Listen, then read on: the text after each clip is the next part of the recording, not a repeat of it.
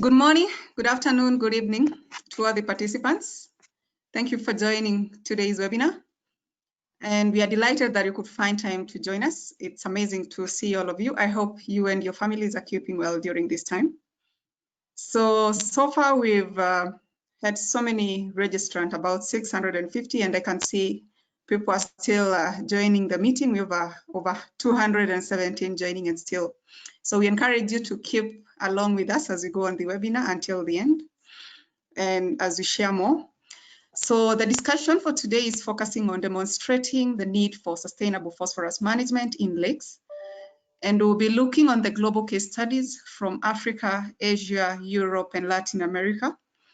And just to acknowledge that this webinar is organized in partnership with UNEP, Global Partnership of Nutrients Management, and UKCH. And we thank you to all the panelists that have accepted to join us and to present all the case studies today.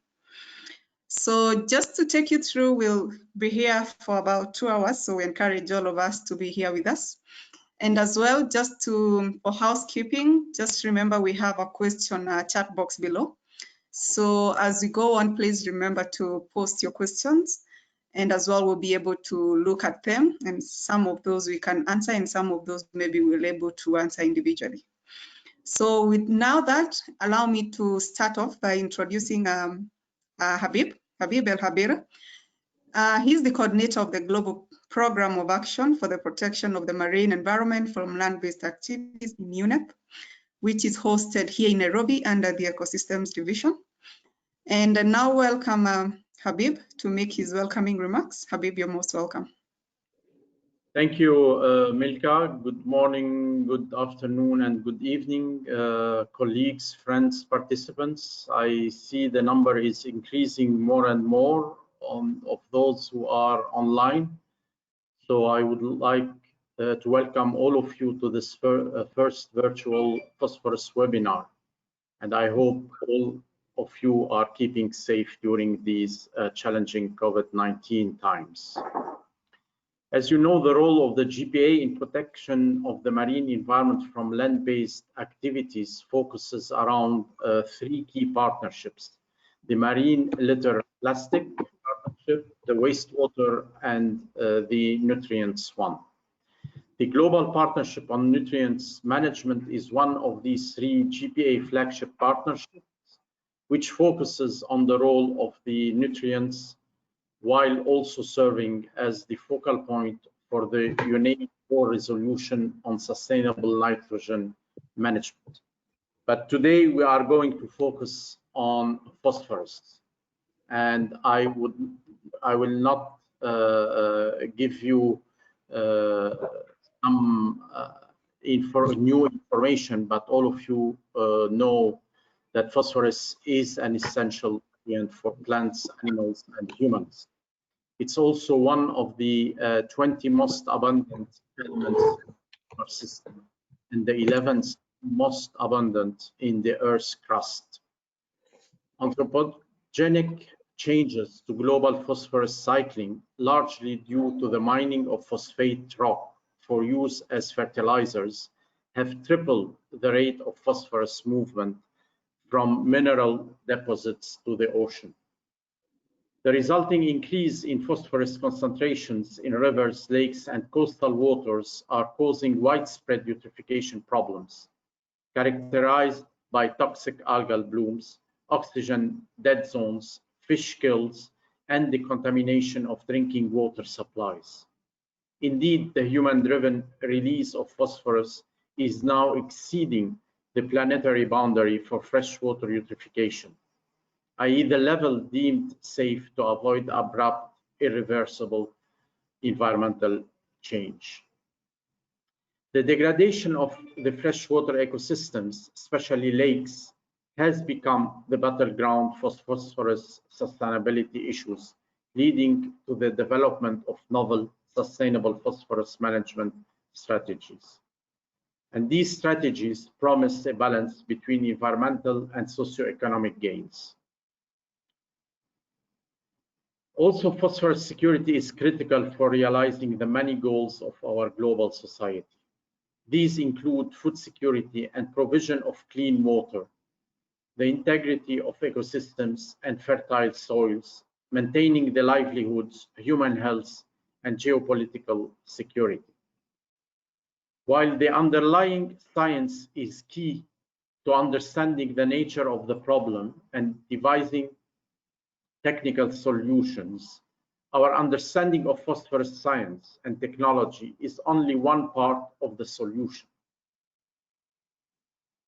There is a lack of policy at regional or global scales relating to phosphorus, with phosphorus remaining chronically underrepresented within the public consciousness. We all know that the sustainable phosphorus management is also closely linked to many of the sustainable development goals, such as the SDG 2, zero hunger, the SDG 6, clean water and sanitation, and the SDG 14, life below water, among others.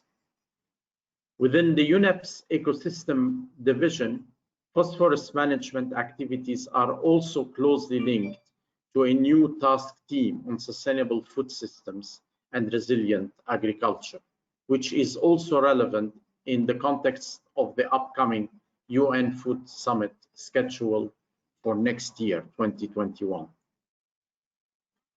At UNEP, the preparations are currently underway for the 5th session of the United Nations Environment Assembly, UNEA 5, which normally is scheduled for February 2021.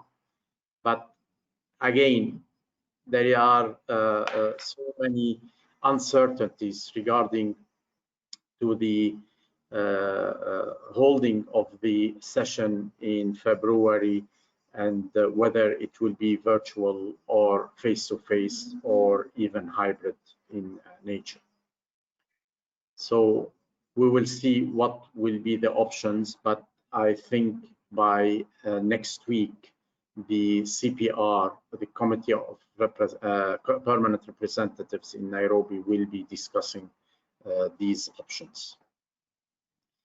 Anyway, possible opportunities to mainstream the issue of sustainable phosphorus management at future UNEA, similar to our landmark UNEA 4 resolution on sustainable nitrogen management, could be explored as well by member states.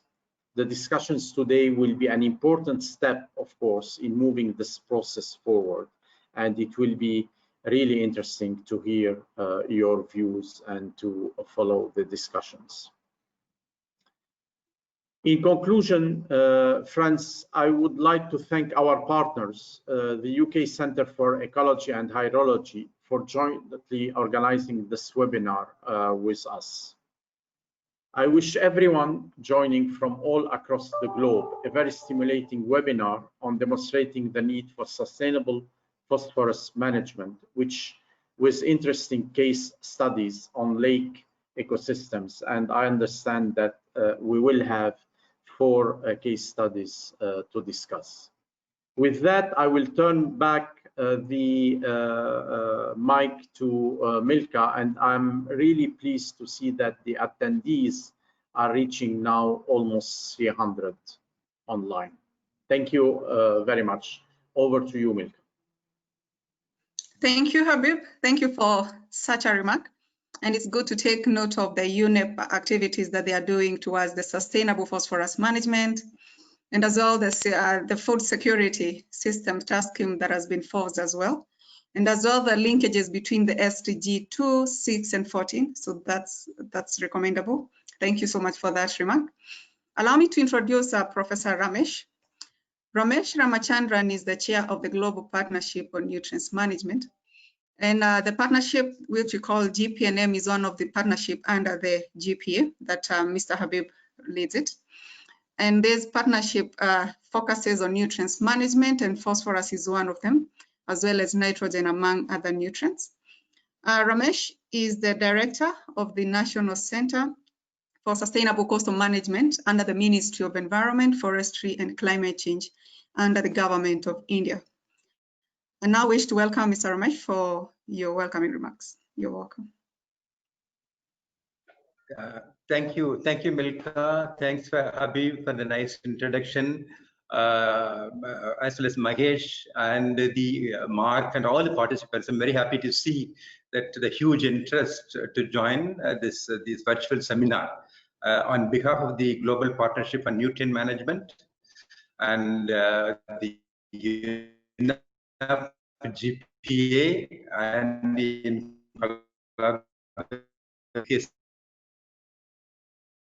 meeting on phosphorus management. So first of all, I would like to say that this Global Partnership on Nutrient Management is actually hosted from the UNEP GPA, which have a multi-sectoral aspects, different governmental process, as well as from the different stakeholders, including the scientists, the policymakers, and also the technocrats, and it's a combination of several different combination of the stakeholders. So the main agenda for the GPNM is looking at the nutrient management, and in the past few years we have done quite remarkable work on nitrogen. So one global nitrogen study, for example, which is funded by the GEF, looking at the global scale nitrogen issues. Then afterwards the INMS, and more recently the Stand Up project, which is funded by the UK, and which is also headed by the Mark Certain, who is here joining in this webinar. So we have done really remarkable work on nitrogen, and still much more to do on nitrogen. But in the meantime, we also realized that the phosphorus, which is also an important issue, which not really has gone into the global scale, looking at the different issues on phosphorus. So in the GPNM, we have introduced in 2015 a task team looking at the phosphorus and looking at the science and technology involved, as well as the policy-related issues.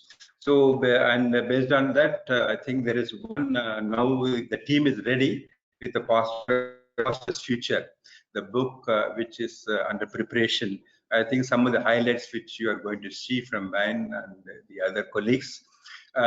This whole process in the beginning, which helped us to bring the resolution, as Habib had mentioned, for the nitrogen management. Similarly, I think global, we have to look at this issue. As you know, the phosphorus is key element, nutrient other than the nitrogen. But unless the carbon and nitrogen, it has not impact on the atmosphere. So the natural cycle of the phosphorus changed due to increase in fertilizer consumption, because nearly 1% comes from the mining of phosphate rocks. And particularly, this has an impact on the rivers, and the water bodies, and the coastal oceans. The impact is the eutrophication.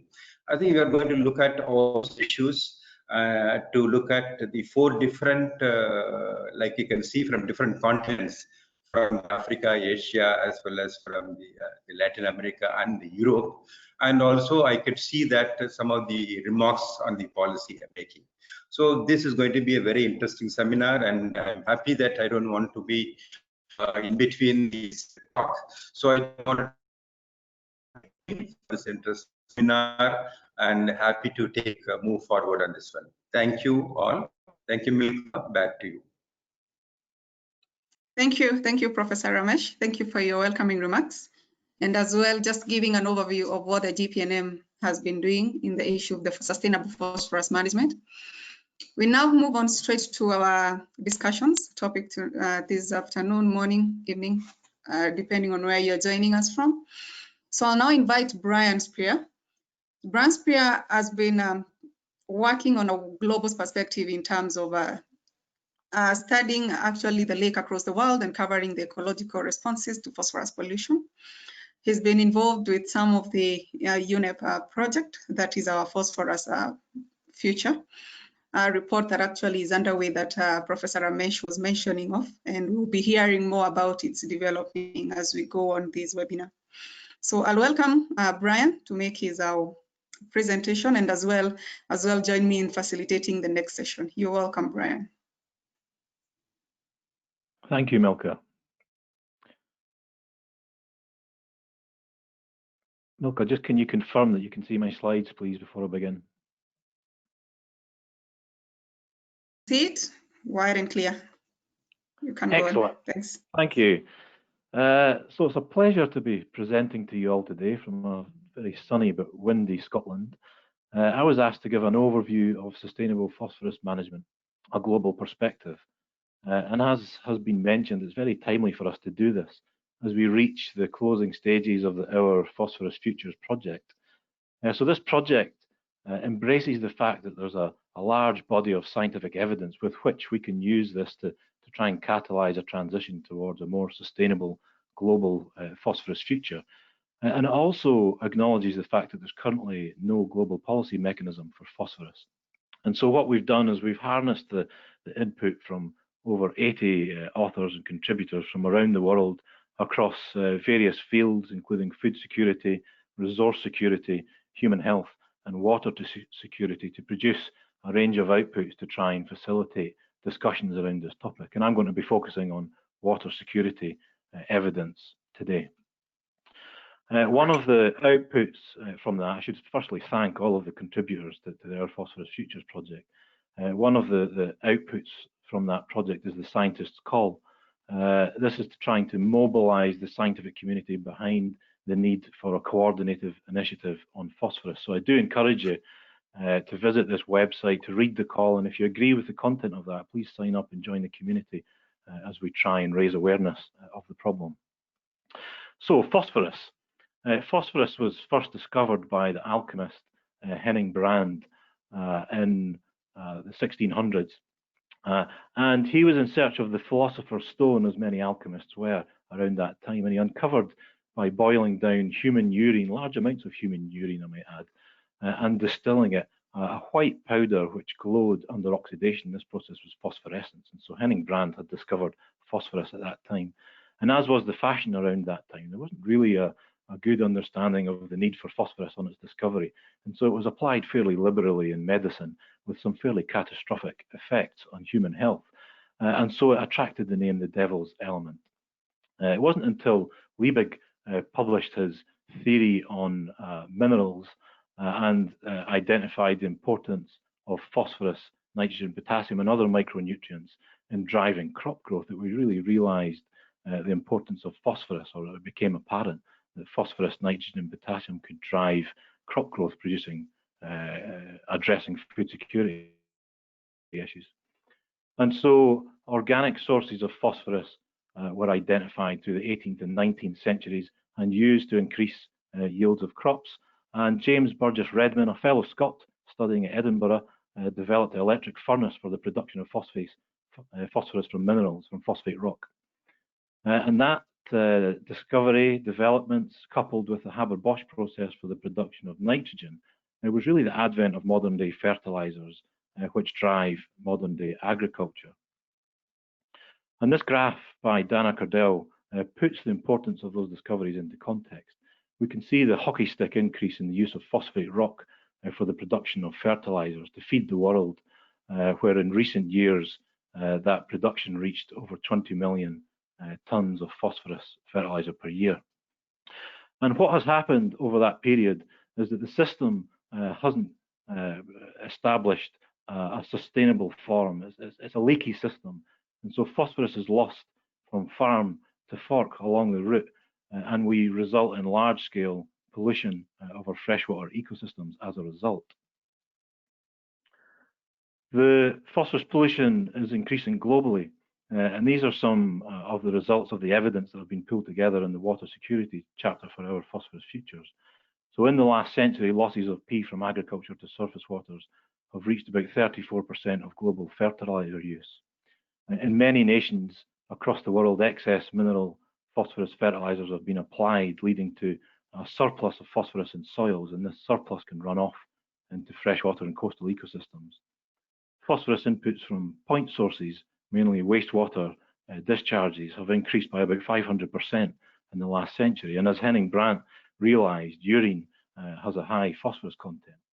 And in low-income countries, only about 8% of wastewater undergoes treatment of any form. And globally, that estimate is about 80% of all wastewater is discharged without treatment. So we have these two sources of from agriculture and from wastewater that are really driving the global phosphorus cycle at the moment. And we can look at the global perspective of the anthropogenic or the human phosphorus footprint across the world. And this graph picture of the world from Mekinen demonstrates really that phosphorus pollution is keeping track with population increase around the world. And it's no surprise that in these areas of intense green color, we see some of the most intense impacts on freshwater ecosystems as a result of phosphorus, also nitrogen, causing a process of eutrophication. And this creates an issue for us. Of course, we try to balance the demands that we take from freshwater ecosystems with respect to the delivery of drinking water and food. In the upper panel, we see that we need our lakes and reservoirs to be clean so that we can have uncontaminated drinking water supply. In the lower panel, we can see that we also rely on the capacity of our ecosystems to deliver food, whether that be land-based agriculture or in the image here, aquaculture, which is an increasing concern with respect to phosphorus inputs to fresh waters. And when we tip the balance, when we pollute these waters too much with phosphorus, the ecosystems can collapse. And the glass on the top right is a cyanobacteria bloom, and cyanobacteria can proliferate under high phosphorus concentrations, which result in the production of toxins which are harmful to humans and animals. And when these large-scale blooms die off, they sink to the bed, and microbial respiration increases, consuming oxygen, creating dead zones, anaerobic conditions that can collapse ecosystems on the wide scale. And these images that I'm showing you now aren't really sensationalist images. We can see these effects as we travel around the country. We can see these in Scotland, for example, and all over the world as we travel. And they're increasing in extent. The evidence suggests that cyanobacteria blooms, harmful algal blooms, are increasing across the world. And again, drawing on evidence from the OPF project, phosphorus pollution is globally pervasive. It's deemed the greatest cause, or eutrophication is deemed the greatest cause of freshwater quality failure on the planet across freshwaters, coastal and marine ecosystems. Harmful algal blooms are increasing in extent, raising human health and environmental health risks as we go. Phosphorus pollution is contributing to rapid freshwater biodiversity loss, freshwaters having one of the fastest rates of biodiversity loss of all ecosystems.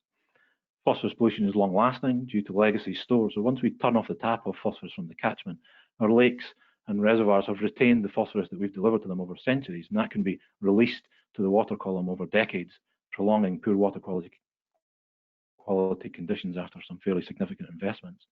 And then finally, emerging evidence suggests that phosphorus enrichments may be increasing to methane emissions from lakes. And in the coming centuries, that may rise to about 30% of current CO2 equivalent emissions from fossil fuels. And so we have this feedback where our overproductive freshwater ecosystems are driving greenhouse gas emissions, and that the effects of climate change are also exacerbating the impacts of water quality degradation as a result of phosphorus pollution. And when we look at the potential impact on society, it can be vast. So this is an estimate of the costs or the value of ecosystem services from freshwaters across the world at about $2.5 trillion US. And so any impact that we have on these systems is going to be borne by societies across the world. And it's important that we try and balance the need to manage phosphorus to deliver both environmental gains, but also socioeconomic gains. And when we split these ecosystem services down into the component parts, we can see that phosphorus plays a key role in degrading the delivery of these services, of the majority of these services. And so there's a real need here and an opportunity to transition towards more sustainable phosphorus economies to deliver both environmental and socioeconomic gains across freshwater and connected coastal ecosystems. And one important point to make here that we'll develop in the coming slides is that the cost of prevention is far more economic than the cost of responding to environmental disasters in terms of restoration. And we're well placed to develop these plans, these strategies. We have lots of tools available to us to try and do that.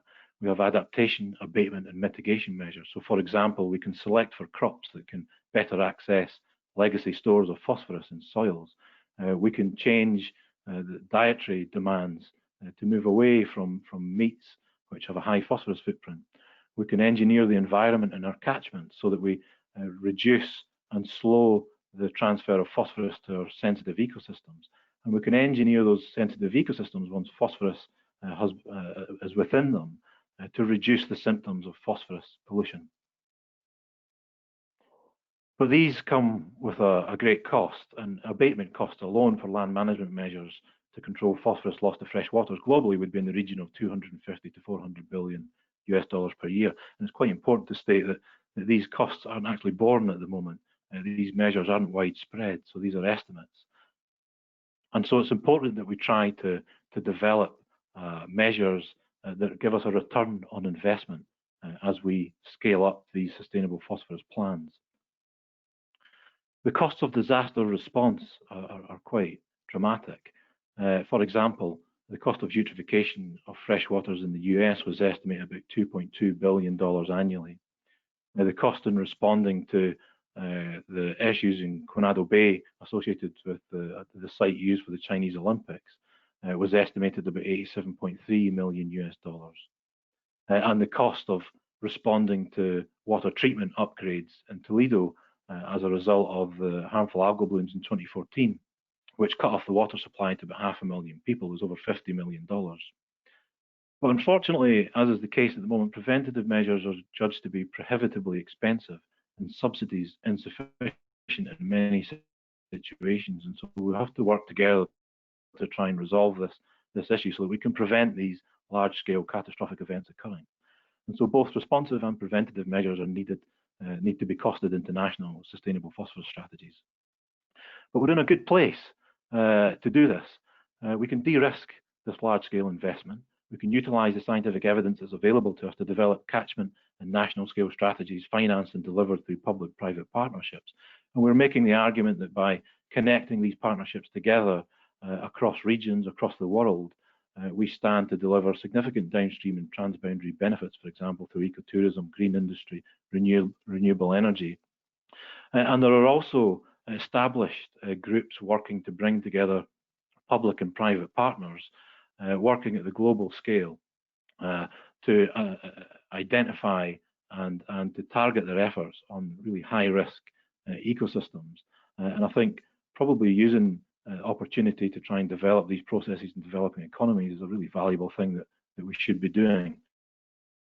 And the case studies that we'll see later on demonstrate just how successfully that's been done.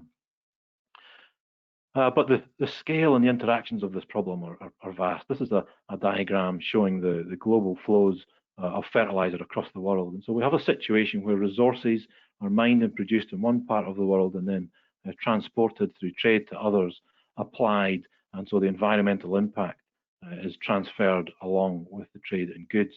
And so there's a need for international cooperation to address global scale drivers and interactions.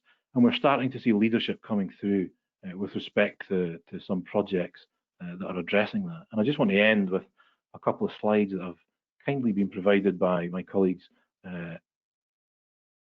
Amerindia. Sorry, I have a message on my screen to say that the sharing is paused. I hope you can still see my slides. These slides demonstrate work that's been done in Lake Villarrica in Chile. And Lake Villarrica is one of the 12 lakes of the North Patagonian Lake District. And it attracts significant income through ecotourism to the region. And in 2017, it was declared a phosphorus saturated zone. And Amerindia and Sergio have been working hard to develop a decontamination plan, a 15-year plan at the cost of about $104 million US dollars to both protect and enhance biodiversity, but also to unlock significant socioeconomic gains in that region. And I think there's an opportunity here to consider how we would scale this approach across the region in Chile to deliver significant reductions in nutrients to the coast. And these systems deliver into the Humboldt Current large marine ecosystem. And so we consider this approach to be fairly novel and forward thinking. And it's important that we try and share experiences across case studies like this, both within the region and across different countries. And hopefully the case studies that we're about to hear from give us that context. And so I think with that, I'll end. I can see that my screen is flashing in front of me to say that there's an issue with my slides that I can't resolve, but hopefully you managed to see most of them as we went through that. And I'd like to hand back now to Milka to take us forward to the next stage in the webinar. Thank you.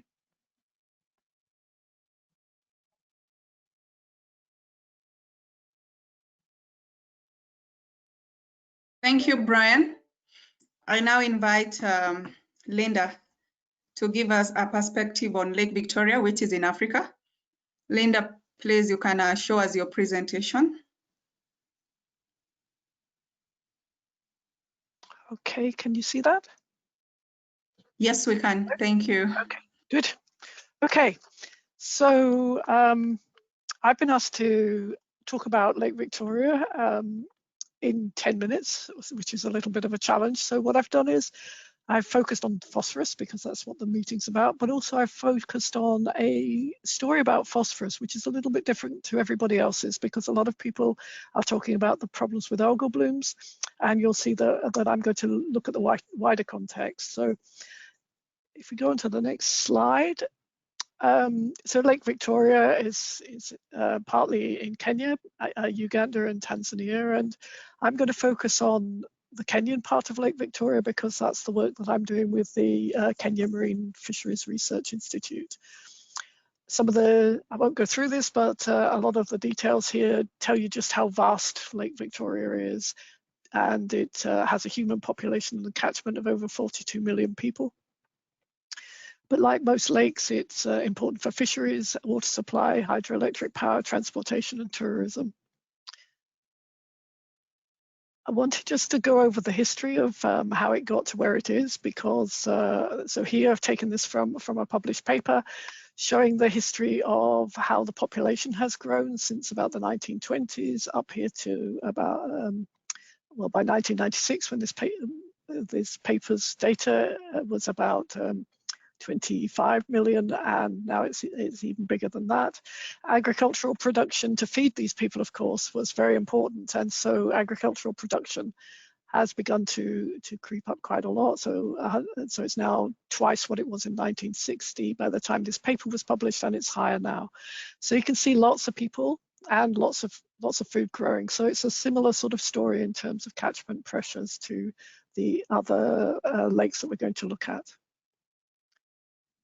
So if we just look at the whole of Lake Victoria just for a moment, the interesting thing about Lake Victoria is it's really mostly fed by rainfall and very little by rivers. You can see it's top right here that the rain is 86% of the water that goes into the lake, and the rivers 14%. So that makes it a very interesting system. And just recently people have been looking at it and thinking, doing some measurements, and they feel that actually an awful lot of the phosphorus is going in, 55%, up to 55% is going in as deposition from the atmosphere in terms of dust and wet deposition from the atmosphere.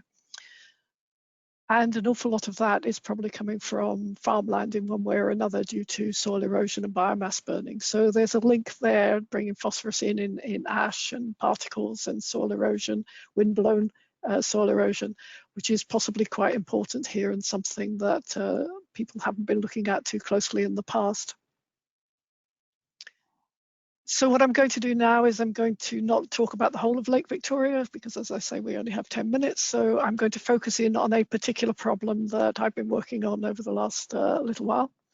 And that's this area here, which is called the Wynnum Gulf. So it's part of Lake Victoria. It's about 1/30 of the area.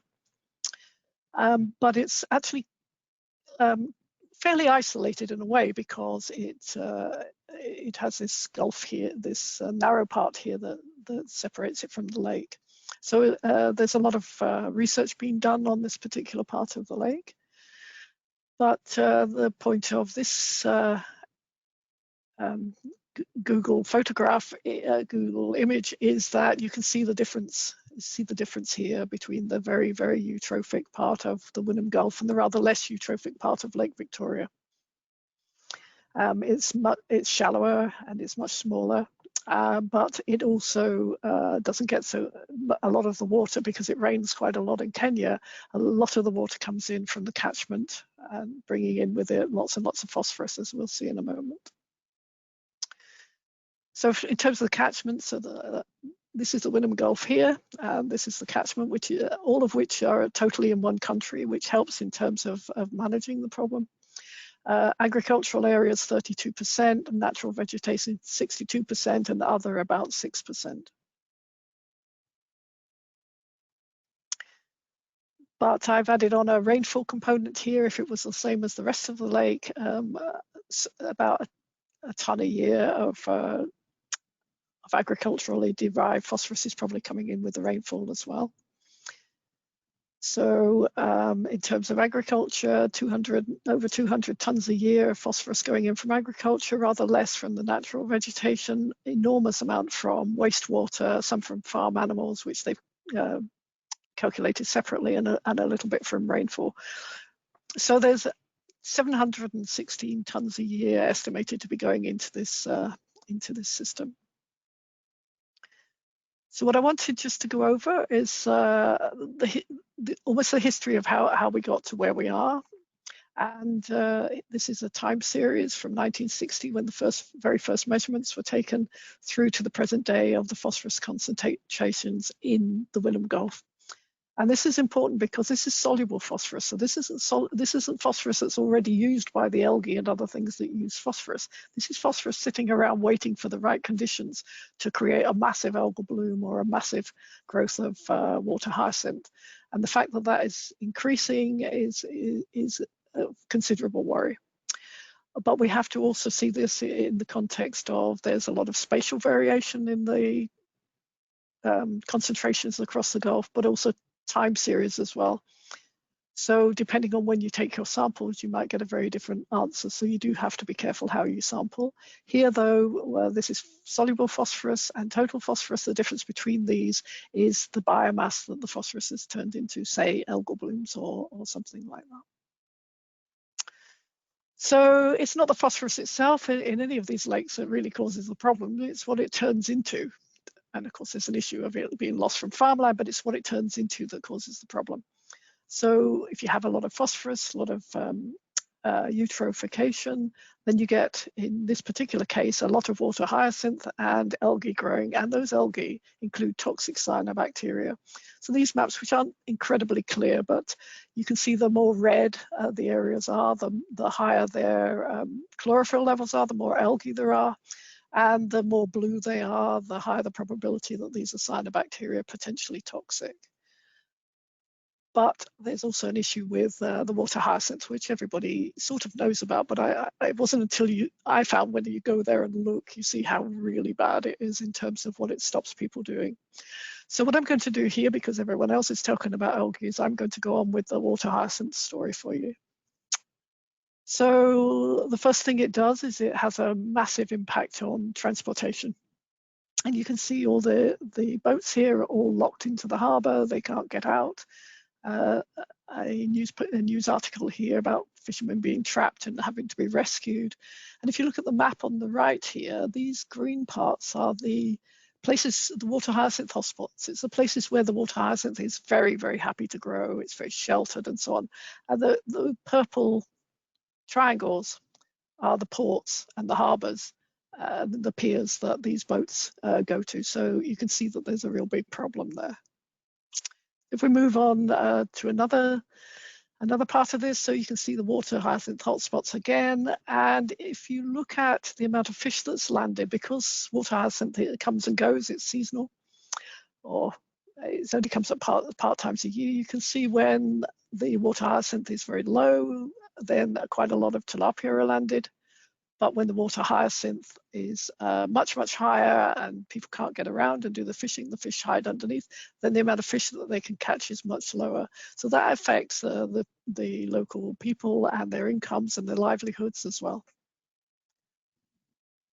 What that does as well is it encourages people to develop fish farms so that they can get to them, so they can still catch fish, they can change their livelihood, get income and food for people from the fish farms. And you can see here between 2008 and 2018, increase in fish farms from virtually nothing up to already, in terms of cages, nearly 4,500. Most of them, the orange and red, where there's more of them. But one of the issues is where Kemprey have measured around the fish cages, is that inshore the fish cages, offshore the fish cages, the phosphorus concentrations in the water are lower than close to the fish cages. So by reacting to the problem and trying to solve it this way, it's making things a little worse by providing even more phosphorus into the system.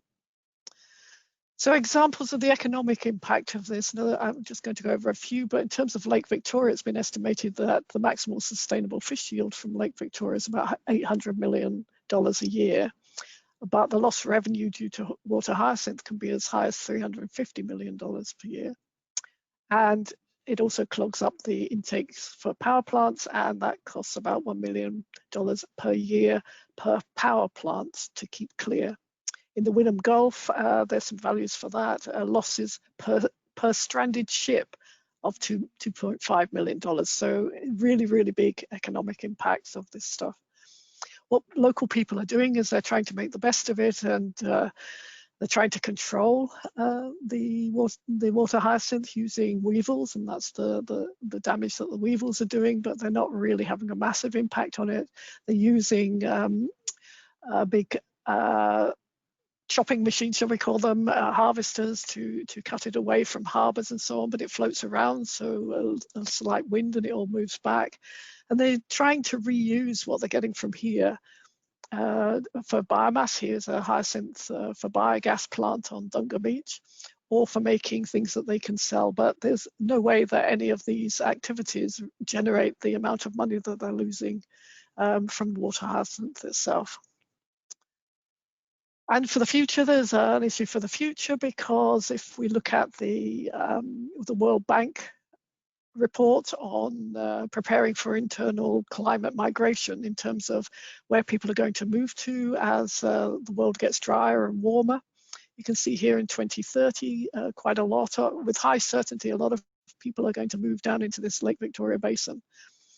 And by 2050, even more people are going to move into the Lake Victoria Basin. And of course, with people comes agriculture, comes all sorts of anthropogenic activity, and also comes sewage, which is a major issue, and we'll be getting into the lake as well. So all of these things bring in much more phosphorus into the system. As a summary, yeah, more people equals more phosphorus. If all these people move into the area, they're bringing phosphorus generating activities with them. So in terms of knowledge gaps, what I feel is that we've all been worrying very much about what we see, the algal blooms, the water hyacinth, and all the rest of it. And that's the bit at the top. It's the bit at the top of the iceberg that the boat can see coming, the problems. We have an awful lot of data, and there needs to be more to understand the processes, because we don't have all the solutions. And so we need to be thinking about here for better management and of the phosphorus in the Lake Victoria system.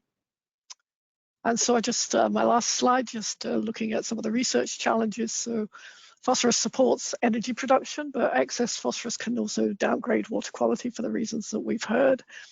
We really need the whole thing to be in balance, and that at the moment it isn't. Research has highlighted many of the problems, but we now need to focus on the solutions. I think that's quite clear. Next steps for Lake Victoria and the Wynnum Gulf in particular are source apportionment. Where's it coming from? Assessing how much is recycling internally. We don't really know that, how much gets into the system and then just goes around and around. We need to set restoration targets, realistic restoration targets, and develop sustainable phosphorus solutions for wastewater runoff and atmospheric deposition in this particular area. So the research priority is importance of phosphorus deposition. It looks as if it's important, but is it really? Phosphorus recovery from wastewater so that we can reuse it instead of tipping it into our water systems. Lower phosphorus losses from agriculture. And again, this targets is really, really important for sustainable management. You need to be able to set targets that you can aim at, work out how you're going to achieve them. I'd just like to acknowledge the people that I'm working with, both in my own institute, but also in Kemfree in Kenya, and say thank you very much for listening, and hand back to Milka. Thank you very much. Thank you, Linda. You're actually handing back to Brian. I'm facilitating this okay. session. Thank you very much for your presentation, and it's my pleasure now to move on to Marcus Wisher. And Marcus works with the World Bank, is based in Beijing, and has been involved with water programs in countries all over the world. And one of the highlights, I think, of the evidence that we were able to pull together is the work that Marcus co-led on Lake Toba. And Marcus, I don't want to take any more time up introducing you. I'd just like to hand over to you, and please enjoy your talk. Right, thanks very much, Brian, for the very kind introduction, and a warm greeting from Beijing. I'm based in Beijing at the moment, but this represents some work that I was fortunate enough to be involved with while based in Jakarta in Indonesia. And it represents a collaboration between the World Bank, the Coordinating Ministry of Maritime Affairs, as well as the Ministry of Public Works and Housing, as well as a large number of other stakeholders in Indonesia. And I'm very happy to be able to see a number of colleagues on the call this evening. So as we pivot from some of the examples that Linda's outlined in Africa to some of the challenges that we see in Asia, I think it's an interesting sort of contrast in terms of looking at the magnitude of the problem, and also some of the sort of challenges and the proposed solutions that are being developed. And so I want to start just by giving a quick sort of introduction and context to the work that we were carrying out as part of this partnership. Then I want to dwell on some of the results of the modeling that we were working together on. And the intention behind all of that was really to help the government and stakeholders think through a range of potential solutions as part of a much broader program that the government is initiating around development of key tourism areas, recognizing the important contribution of tourism in Indonesia. And so as part of that context, let me just sort of position Lake Toba itself. It's located in Indonesia on the island of Sumatra. It's Indonesia's largest lake. It's also one of the world's deepest volcanic tectonic lakes. And this has important implications in terms of some of the nutrient dynamics within the lake, particularly looking at the bathymetry and the long residence time, which is estimated sort of theoretically at around 80 years. But as you'll see as I go through the presentation, I think the implications are longer for longer residence time, given some of the lake's characteristics. And this has important implications, as I say, for the water quality management. And part of the reason that this work was carried out, as I said, was that the government has identified Lake Toba as one of the premier tourism destinations in Indonesia as part of this broader initiative. Tourism is an important part of the overall economy, contributes around, well, let's say more than 4% of GDP. This is also pre-COVID, obviously, and trying times at the moment. But it is an important contributor, and there's recognition that there are a number of other very valuable tourism assets beyond the sort of traditional destinations such as Bali and others.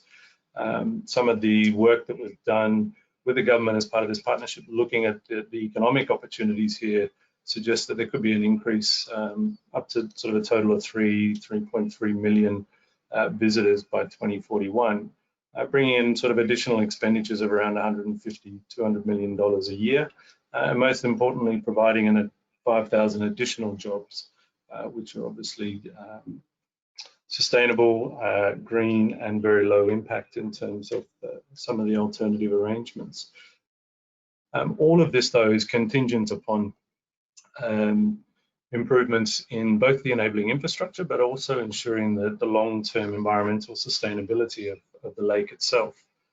When we look at some of the transitions that have taken place over the years, you can see here some of the Landsat imagery which we used as to inform the modeling work, and you can see on the left-hand side there some of the intense land degradation that's taken place over the last 4 or 5 years within the catchment due to poor agricultural practices, deforestation and other activities. There are also a number of other contributing factors. Lack of infrastructure means that wastewater, as Brian indicated, one of the world's biggest contributors, but a lack of wastewater infrastructure within the catchment also contributes significant nutrients. And so what we've seen over the last few years are significant algal blooms, again illustrated here by Landsat imagery taken in January of 2017 that resulted in a massive fish kill. One of the other key drivers that's been identified and is somewhat controversial is the introduction of large-scale caged aquaculture, which commenced in the late 1990s and has been attributed for a number of fairly large-scale fish kills, as well as concerns around environmental and health impacts. And so at the moment, the government's recognised some of these challenges, and what they've undertaken over the last couple of decades is really to introduce a number of different regulations that are aimed at improving the overall water quality of the lake. This includes regulations passed at the national level, but also at the provincial and the local level.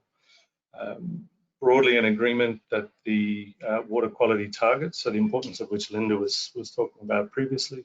So here the government set a water quality target of maintaining the lake at oligotrophic status.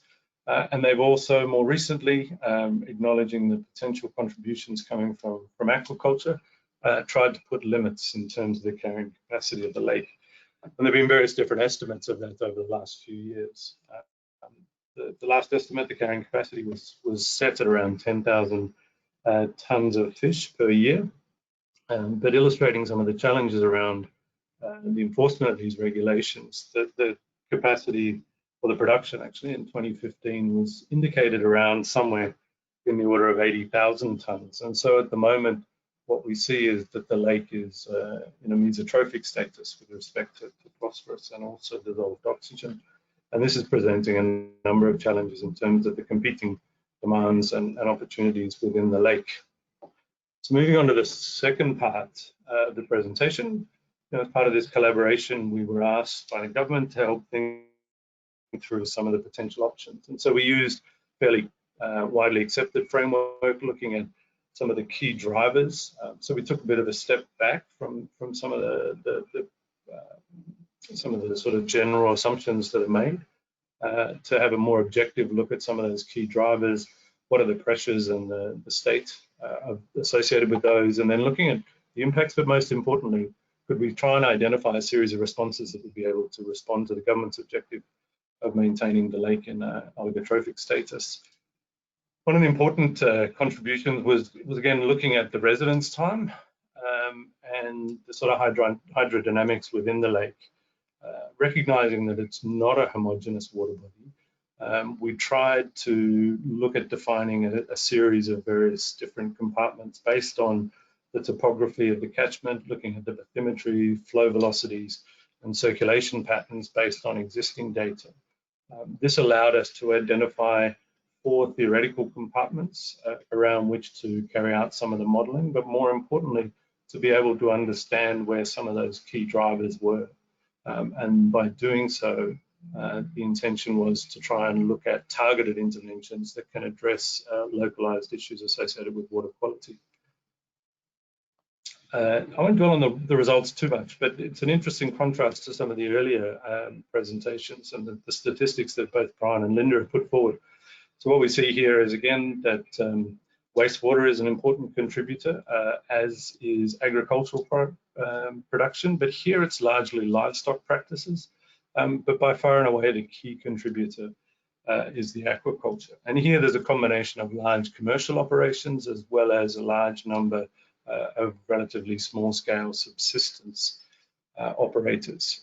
And so we see aquaculture contributes about 68% of the total phosphorus loads, and this is from fish carcasses, fish feed, the manure, and so forth, with about 10 or 11% coming from domestic wastewater and around 19-20% coming from livestock. As you can see there, a number of other contributing or potentially contributing factors were identified, but these have very limited impact in terms of the overall dynamics. That was at the whole lake level. We then took a step back to look at what are the localized effects. And here you can see just a summary of the results for phosphorus in terms of the compartmentalization. And what's particularly useful here, as I say, is that this then enables government to be able to look at utilizing the resources they have available much more effectively in terms of targeted strategies. It also helps in terms of focusing some of the management and the monitoring efforts that are being carried out with respect to water quality, reducing the overall cost, and obviously improving in terms of the data. Will enable for continued improvements in terms of the resolution of both the understanding, but also the localization of some of the investments that can be implemented to address those challenges. And so, linked to that, we then started to look at what sort of responses were available, and we developed 5 investment scenarios that we used to assess a range of different options for improving the water quality. These were primarily aimed at addressing the nutrient emissions from the key drivers. So a focus on aquaculture, livestock, and wastewater investments. These obviously accounting for about 98% of the total phosphorus loads. But we also looked at what the potential impacts might be from increased tourism, given some of those projections, and also the importance of looking at improved water quality monitoring and management measures. For each of these scenarios, we provided a range of cost estimates according to the specific interventions. And we looked at these from the whole lake perspective, as well as the various different compartments in order to be able to inform the modeling. Now, in the interest of time, I don't want to dwell on the details of the results shown here in the graph. We'll give you some references at the end for those that are interested. But the takeaway here really is that the modeling results show that the nutrient concentrations will obviously continue to rise in the long term, creating eutrophic conditions. Particularly in the northern compartment, but also in the sort of smaller southern compartment, the S1. The only way to really achieve substantial reductions in the nutrient loads and the concentrations is through reduction in the aquaculture emissions. Again, maybe not unexpected, given a lot of the earlier work and the research that has been carried out, but again, it helped to be able to focus some of the efforts. What we also saw was in some of the smaller compartments, particularly the small S1 compartment in the south, was that it wasn't driven by aquaculture contributions or emissions there, but it was also due to the high population densities, the lack of enabling infrastructure for wastewater treatment, collection and treatment, but also in terms of the livestock densities. Now, all of that information and data was used to inform, as I say, a series of those scenarios. Given a quick summary here, and you can see some sort of rough cost estimates at the bottom of the table for each of the scenarios. Again, the only sort of solution really is to be able to address reduction in nutrient emissions from aquaculture. But what was also clearly apparent in the results is that there was a deficiency of data, and there was a need to be able to bring together sort of long-term sustainable solutions around an integrated platform, not only addressing some of the data and the scientific requirements, but also looking at the need to bring together various different stakeholders. The other important thing that came out of the analysis was that while there's substantial costs involved with addressing the reduction in phosphorus, in terms of the direct financing associated with the investments, there's also a number of important trade-offs that need to be considered around the livelihoods that are associated with a caged aquaculture. So achieving the oligotrophic status and limiting that production of aquaculture production to around 10,000 tonnes or less per year would result potentially in significant losses for social economic opportunities through labour and livelihoods. And so we then looked at what are the opportunities in terms of additional employment that might be derived from tourism opportunities. Again, you can see here basic estimates, but there could be significant losses of employment opportunities, around 9,000 people. Some of those may be able to be offset by the 5,000 additional jobs that could be derived through improved tourism. But there are a number of sort of asymmetries in terms of the distribution of those job opportunities, as well as differentiation in terms of the skills and the general location. And so some important sort of trade-offs that government needs to consider as they go forward. And this is the last slide before I just present some of the the links to the further work. What we wanted to do here was just to illustrate that it's not just about managing phosphorus, and you can't do this in isolation. Coordination is obviously key, and what we see here is the results of a stakeholder mapping exercise. So we've generated a network map that shows the array of different stakeholders involved in managing and addressing the issues associated with water quality in Lake Toba. There are over 170 different stakeholders that were identified. There's more than 700 different connections between those various different stakeholders. The green is primarily government, with the different shades showing the different levels of government, central, provincial, local, all of whom have their own sort of roles and responsibilities within the mandates afforded to them. The other interesting thing that came out of this is that despite there being several coordinating bodies specifically established to manage water quality in Lake Toba, the stakeholder mapping wasn't able to reveal any clear leaders. As you can see there, there's sort of an equal distribution of roles and responsibilities for, let's say, perceptions of power amongst those different stakeholders. And this highlights one of the key challenges, I think, in terms of going forward and around improving water quality and addressing the issues associated with phosphorus management, and that's addressing some of the institutional failures and the need to improve coordination. It's improving the clarity of roles and responsibilities, but also enforcing existing policy measures. And in order to be able to do that, what we are now working with government to support is the development of an integrated tourism master plan, but also looking at opportunities to develop a dedicated zonation and management plan that can look to maximize the opportunities for different activities in the lake. But that process in itself also provides an opportunity to bring together various different stakeholders. And all of this needs to be informed by commitments to improving the underlying data that can help inform adaptive management going forward. And so this really needs to be seen as a long-term commitment and cooperative venture led by government with a large number of different stakeholders. And so for those that are interested, we have a number of reports that have been put out, again, in cooperation and collaboration with our partners in Indonesia. The links are there. For those who are still interested and have more questions, you're welcome to contact me or also Bertine Campes, who's responsible for leading the broader tourism program and based in Jakarta. So with that, I'll say thank you again and hand back the chair. Thank you, Marcus. Excellent context there on Lake Toba, and specifically the stakeholder map at the end there, really demonstrating just how complex it is to try and pull these programs together.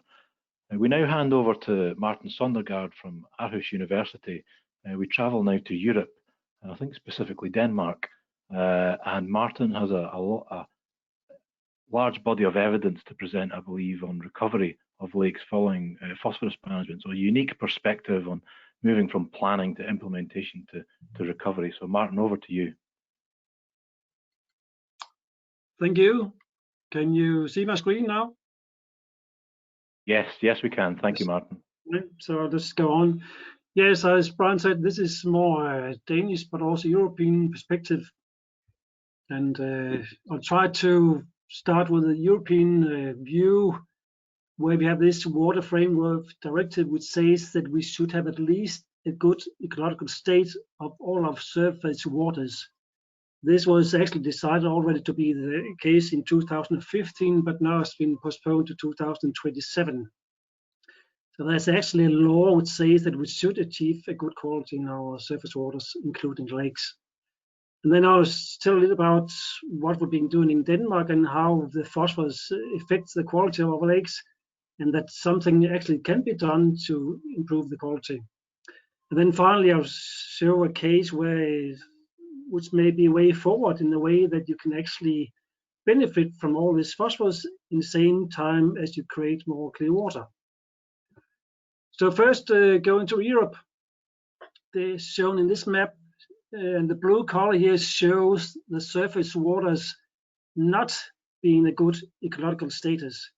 And as you can see, most of the color here in Europe is dark blue, so it means that most of the waters, including the lakes, are not in a good status. So something needs to be done soon. And if we go specifically to Denmark, shown here, then you can say that, oh, sorry, I have to take this one away.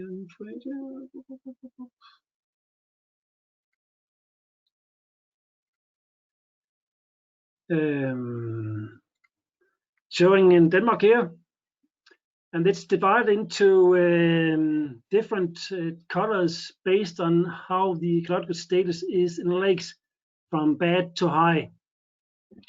And if you see, now it's over here. How can I take this one away? Yeah. Sorry. So you can say that for right now in the Danish lakes, only 24% is in at least good status. Something needs to be done. And action here would, of course, be due to reduce the phosphorus loading to improve the water quality. So if you go look, could I minimize this part maybe? No.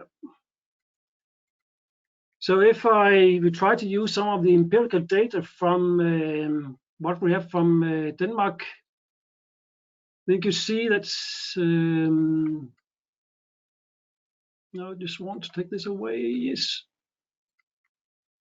Then you can see a lot of changes going on along a grade in total phosphorus. For example, what we've seen from other parts of the world, the more phosphorus you have, the more chlorophyll you have, the less second depth you have, the less magnifiers you have, because the water becomes too turbid and they completely disappear. And there's also a lot of changes in the biological structure, so you have more fish, you have less piscivorous fish species, meaning that the zooplankton are not able to control the phytoplankton anymore. So it's only a matter about nutrients coming to the lakes. So a lot of changes based on these empirical studies can be seen. So action here again, try to reduce the phosphorus loading to achieve better water quality. So you can see you can go down in this relationship.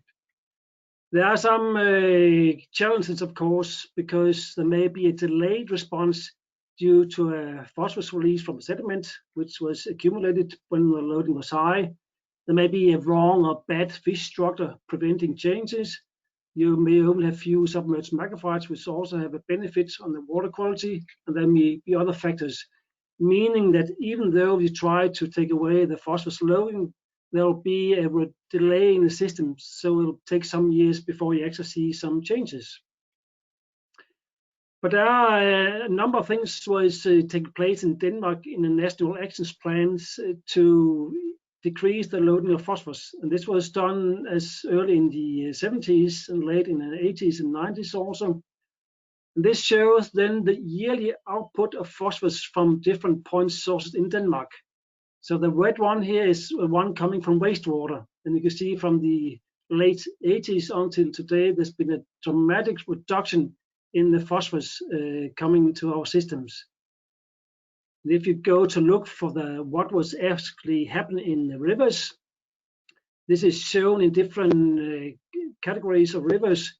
Rivers mainly achieving water from point sources, which was of course also reduced in phosphorus concentrations, whereas rivers mainly receiving water from agriculture and agriculture stayed more or less unchanged. And this should be compared to what you see of phosphorus concentrations in natural waters, rivers without impact from humans, which is much lower and also lower from what we have today. So there's still some way to go before we come from this about 0.15, I would guess, to 0.05. So there's a long way to go before you'll have it back to the normal conditions in the phosphorus concentrations in the rivers. So what was the effects in the lakes? This is shown in this picture, where you see the changes from the late 80s to today almost. And this should be seen as an index, where 1989 is an index 1. So here you see the second depth, the total nitrogen, the chlorophyll, and the phosphorus. And as you can see, during the years, total phosphorus has been decreased to about 50% in the lakes. These are summer mean values measured in 15 Danish lakes for all these years. And according to this, chlorophyll went down and second depth went up. So it's clear to see that when you take away the phosphorus in excess to the lakes, you also see an improvement. You may still be not back to natural conditions, but at least you move in the right direction. There's one example here from our deepest lake in Denmark, Lake Furesø. It's not deep compared to what we heard before. It's only 38 meters deep. Here we see the normal story. It's increased in Newton loading during the 19th century. Then wastewater was treated from the middle of the 1970s, and thereby you reduce the total loading to much less than before. And if you go to look at what was happening in lake water, you see there was some delay in the phosphorus in lake water, but after some years it's responded and became much lower according to this change in the loading. And in the lake water, which is shown up here, chlorophyll decreased from high to lower levels. At the same time, second depth improved from low to higher levels. So there is a response to the reduced loading of phosphorus. And then finally, back to this about how you may be able to use the phosphorus in the sediment. There's an example here from a small lake in Lake Denmark, Lake Ormstrup, which is very polluted with nutrients and have a very rich sediment. So what we have here is a very eutrophic lake, and we have a very P-rich sediment. And we sometimes, during summertime especially, see phosphorus release from the sediment, which add to the eutrophication of the lake water. So if you would like to take away this internal loading, you should dredge the sediment. And by this, you could maybe recycle phosphorus from sediment and reduce the internal loading in phosphorus. And by this, you could have some phosphorus, which could be used somewhere else maybe, and have some clear water. And in the end, you would have happy face, both the lake and for the possibility to recycle phosphorus from the lake. So to summarize this short 10-minute speak, there are some clear effects of reduced phosphorus loading on the lake water quality if you look at the Danish lakes. So you can have a better quality if you do something about the phosphorus loading. There's still some way to go, so further reductions are needed. It can be from point sources, maybe from ecology, and so on. There may be different sources to different lakes, as we heard about already. So in the future, I think we should try to put more focus as phosphorus, not as something that you should try to get rid of, but something that you should try to recycle, because we know that the phosphorus mines will be running out in the near future, not too far future. So we need to reuse this phosphorus from the lakes. And if possible, you may be able to combine it with the way that you can actually store lakes. That was my last slide. Thank you. 10 minutes.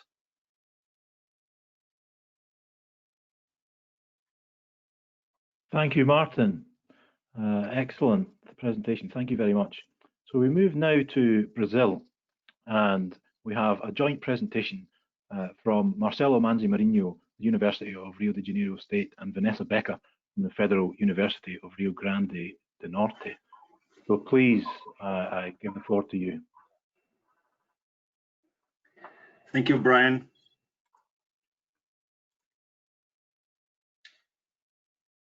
Can you see my screen? Yes, I can see that. Thank you. Okay. I will share this. I'm Marcelo. I will share this presentation with Dr. Vanessa Becker. We are going to show some studies about mitigating the nuisance consequences of eutrophication in Brazilian lakes, where we can see or think that reduction stand alone address the root of the problem. But this we need to spend a lot of money, and as Martin just showed, we have to wait a long time before we see the results, and in many occasions we don't have these. For example, in Brazil, despite the progress in the last decades, about 50% of wastewater still do not undergo any type of treatment. So, considering different scenarios that can drive the cyanobacterial nuisance, we can think in actions related to control the external load, control the external or internal load, or control the internal load. In all these scenarios, in-lake actions can be important to mitigate cyanobacterial nuisance. These in-lake actions can bridge time before catchment actions are effective, or speed up recovery, or tackle diffuse loads, or even tackle bloom and sediment store phosphorus. Because we know that phosphorus control is critical to mitigating eutrophication, and the approach by geoengineering techniques using p-fixative materials to manipulate biogeochemical process to achieve a desired ecological response is one of the best choice. In this talk, we will consider the use of coagulation and precipitation of cyanobacteria and phosphate techniques, flock and sink to remove biomass, and flock and lock to remove biomass and phosphorus to mitigate cyanobacterial blooms.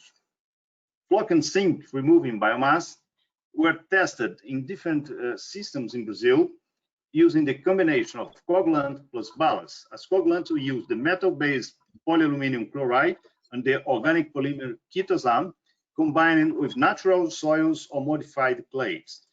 We took water samples from a freshwater eutrophic reservoir and also for a hypertrophic coastal lagoon with brackish water. Bring to the lab, put the treatments in testing tubes.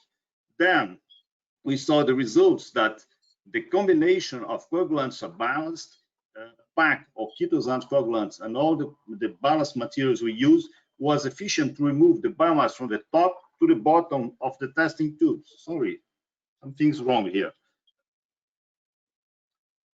In the case of coastal lagoon, the combination of PAC as coagulant and ballast was efficient to remove the cyanobacterial biomass from the top to the bottom of testing tubes.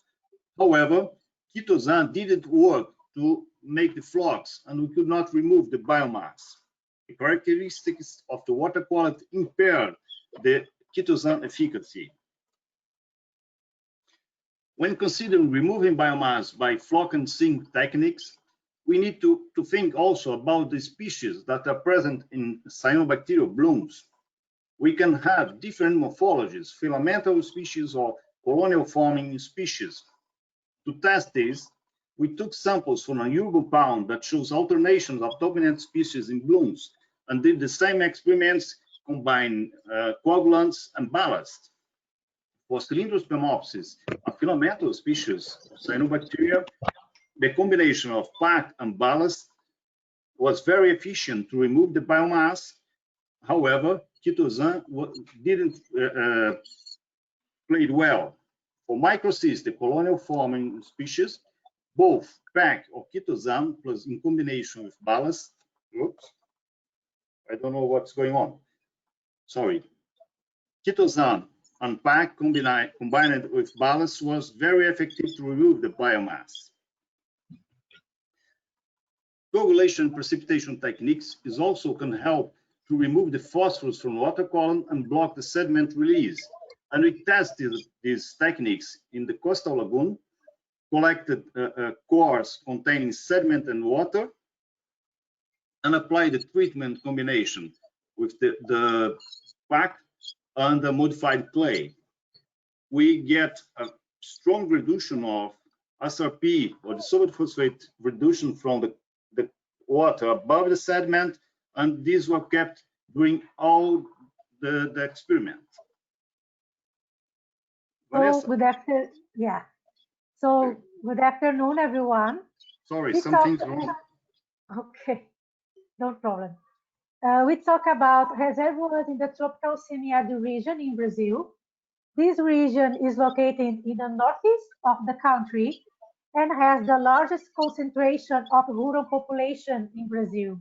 Has 2 seasons in one hydrological cycle, the rainy season, It's a short period, 3-4 months per year, and the rainfall is between 500 and 700 millimeters per year, and has the dry season that has a high evaporation rate. The evaporation usually exceeds 2,000 millimeters per year, so has a negative water balance and conflicts over multiple uses. Also has a low thermal amplitude with high temperatures above 25 degrees during the entire year, and the most of the time without flushing from the tributaries, and has intermittent rivers. The Caatinga biome is an exclusive Brazilian one that is the white forest and has a shallow soil that is easily eroded. About the conflicts in this area, it's about water quality and water availability, because the water that the people have, it's the only water for human water supply, for irrigation and animal feed, mainly the livestock. And the external source, mainly the diffusion pollution from agriculture and the livestock. Also has a lack of sustainable development and management of water resource, and prolonged and severe drought periods. The last one from 2012 to 2019, the worst of the last 80 years. And you can see the picture here, the reservoir dry up, and the people use the drainage area dried for agriculture. So the most of the systems in this region is in eutrophication process with high cyanobacterium biomass, because combined poor sanitation, the shallow soil by the Caatinga biome, and the diffusion pollution by the land uses in the watershed, and the internal loading of phosphorus. The internal loading is a big problem, mainly during the dry season or the prolonged drought periods, because of has an intermittent river, so generate a high phosphorus in the sediment and phosphorus release. So this is the focus of our research. We are doing several experimentals for mitigation lakes, and one of them is about geoengineer techniques that use coagulants and phosphorus adsorbents.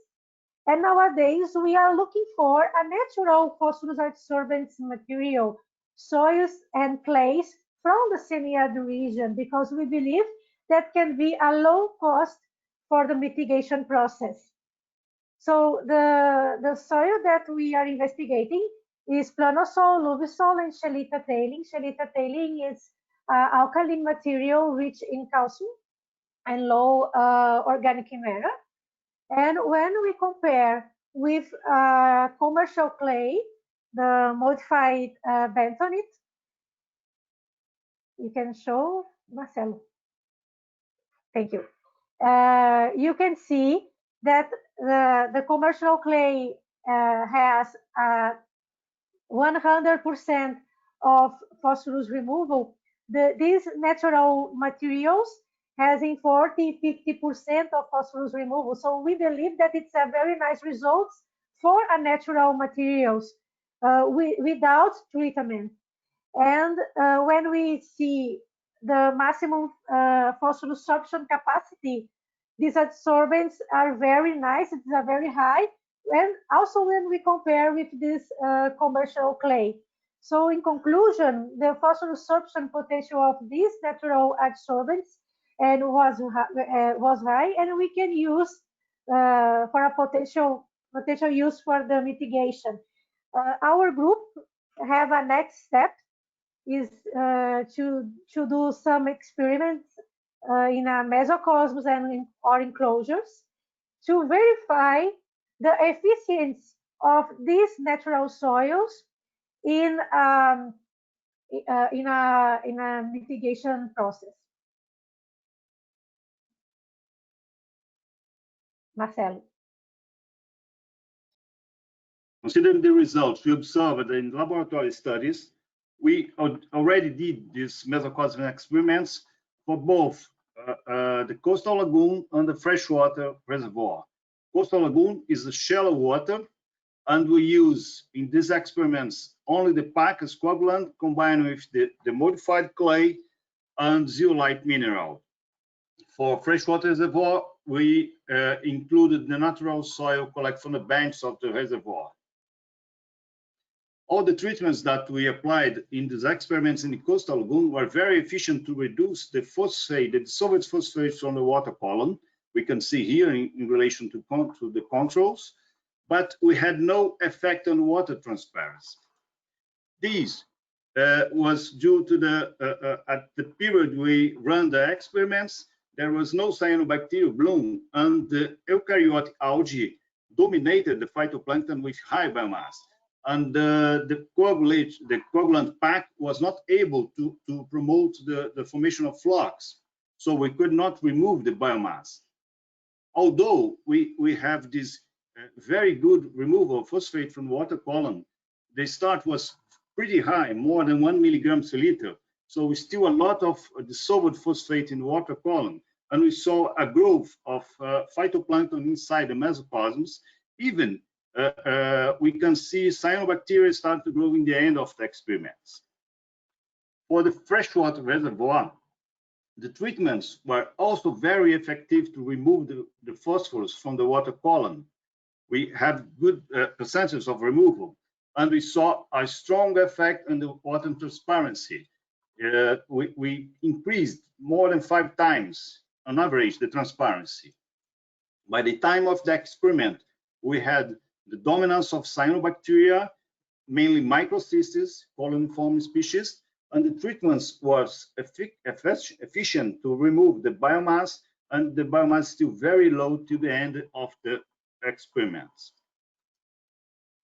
So, considering the importance to mitigate the nuisance consequences of eutrophication, it's important to have in mind there is no magic solution. Each system is unique, and a proper system analysis is needed. We need to do many studies before we decide which tool to apply.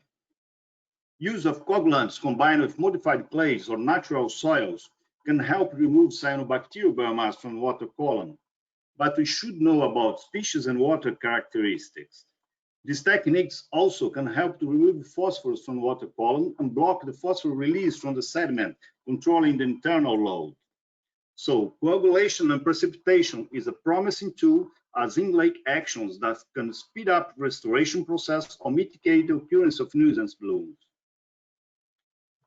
I wish to say thank you to all my students and colleagues from different universities in Brazil and Netherlands that contributed to these studies. Thank you. Thank you for this opportunity to show our research.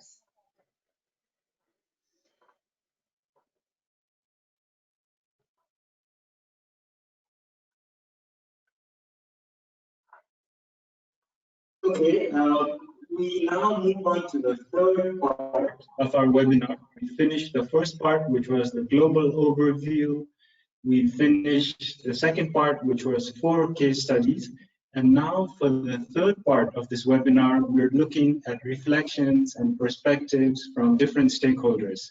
My name is Mahesh Pradhan. I'm with the United Nations Environment Program in Nairobi with the GPA and the Global Partnership for Nutrient Management. So we were hoping to have 3 speakers reflecting on policymakers, first, second on industry, and third, the science community and civil society. So in terms of policy, we were expecting the Deputy Minister from Indonesia, Dr. Ridwan from the Ministry of Maritime Affairs. I understand he has recently moved and changed his portfolio to the Ministry of Mines in Indonesia. And unfortunately, he is caught up on some urgent presidential assignment and is unable to join us. But nevertheless, we will move on, and we have with us today the Head of Sustainable Development from Phosagro in Russia, Sergey, who will give us some perspectives from the industry. Sergey, the screen is yours.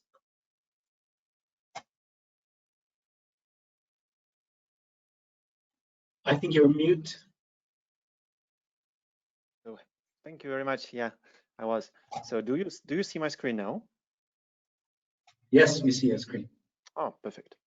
So, dear colleagues, first of all, thank you for the opportunity to participate in this event, to hear all the speakers, to present our activities to the huge auditorium of people who are interested in nutrients management and also in the environmental protection of the rivers, lakes, and natural ecosystems.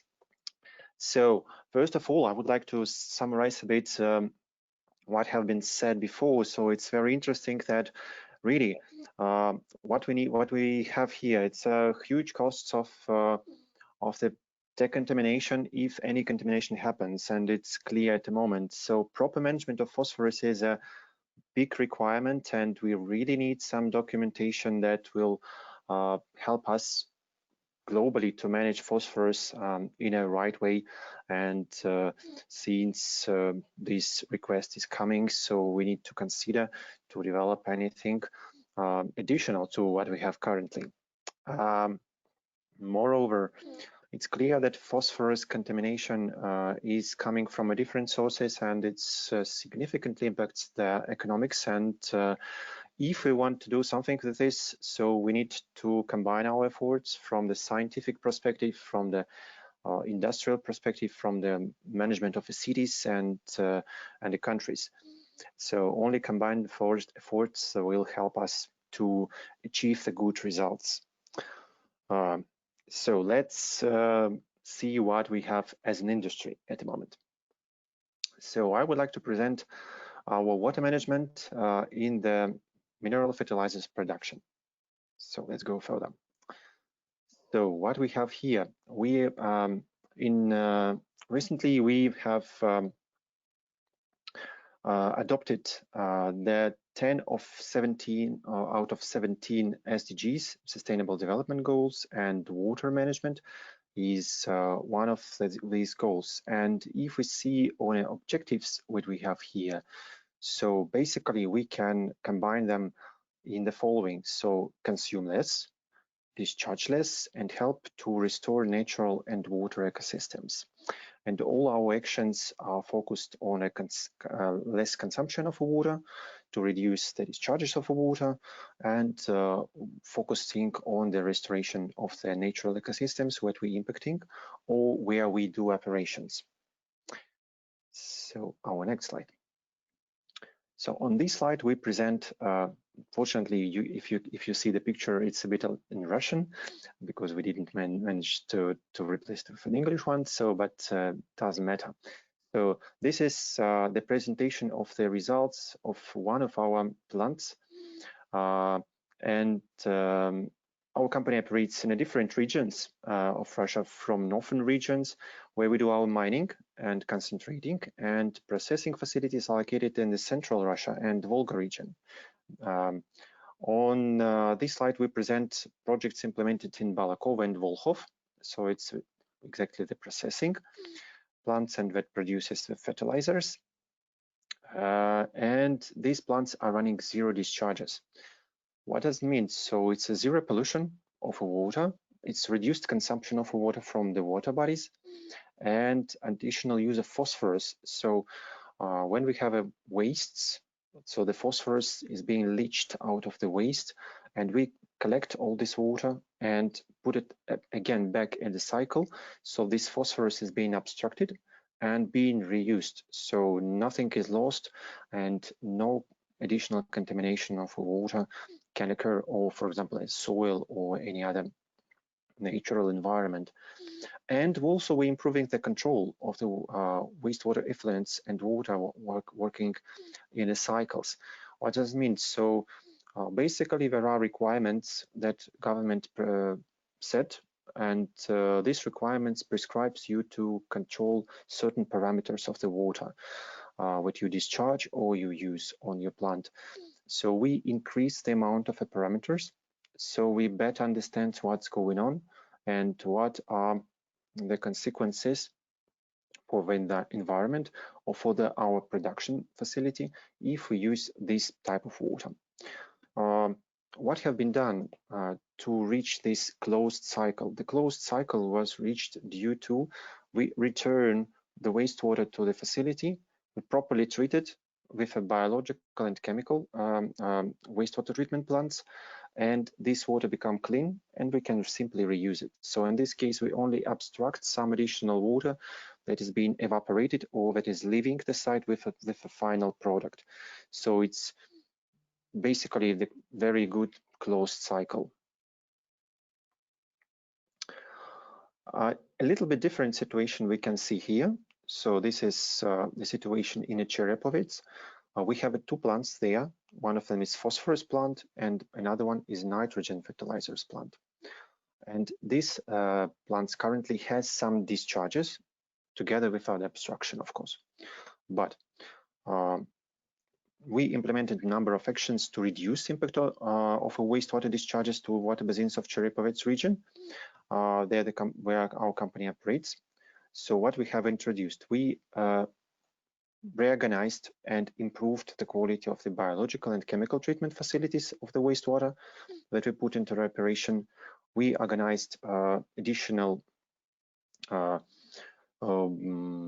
chemical treatment of the wastewater, and we arranged the adjustment that we don't have any losses at the moment due to some technical or technological processes.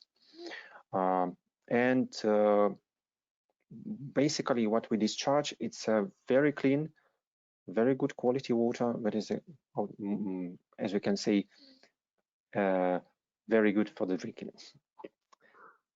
The next slide. Kirovsk. The Kirovsk, it's a site which is located in a far north. It is almost tundra region, so it's very northern, and we have the obstruction of ore there. We do mining, and also we do processing of the ore. It's a concentrating operation, so that we concentrate the nutrients that are needed for the further production of fertilizers in the small amount of ore and reduce the waste ore in this case. We have also a lot of activities over here. So first of all, it's of course abstraction of water from the mining operations, and it's a clean water. So we discharge it directly to the natural environment due to it's not somehow contaminated, and we control, of course, these water parameters, but it's a natural one. But we have also concentrators over here, and these concentrators, of course, has some issues. And we have reconstructions now of wastewater treatment plants for the concentrator 2, and the development of regional standards for maximal allowable concentration of some of pollutants that are natural by the origin of here, but unfortunately government doesn't have limits for these parameters, so we help to develop these limits. In addition, we do some reconstructions, rearrangement, so closing of the cycles together with engineers from another plants and also from the institutions. Recently, we have developed a strategy up to 2025, and this strategy shows us that we need to decrease the amount of the wastewater discharges and also water obstructions. And now, this year, we developed a strategy that is soon be published on our website that is describing the exact measures that we will undertake to reach the targets of 4 cubic meters per ton of the product and the raw material. So this is the target that we have set up, and currently we have 4.68, and all our efforts is just to remove this 0.68. The closer to the target you are, it's always that much more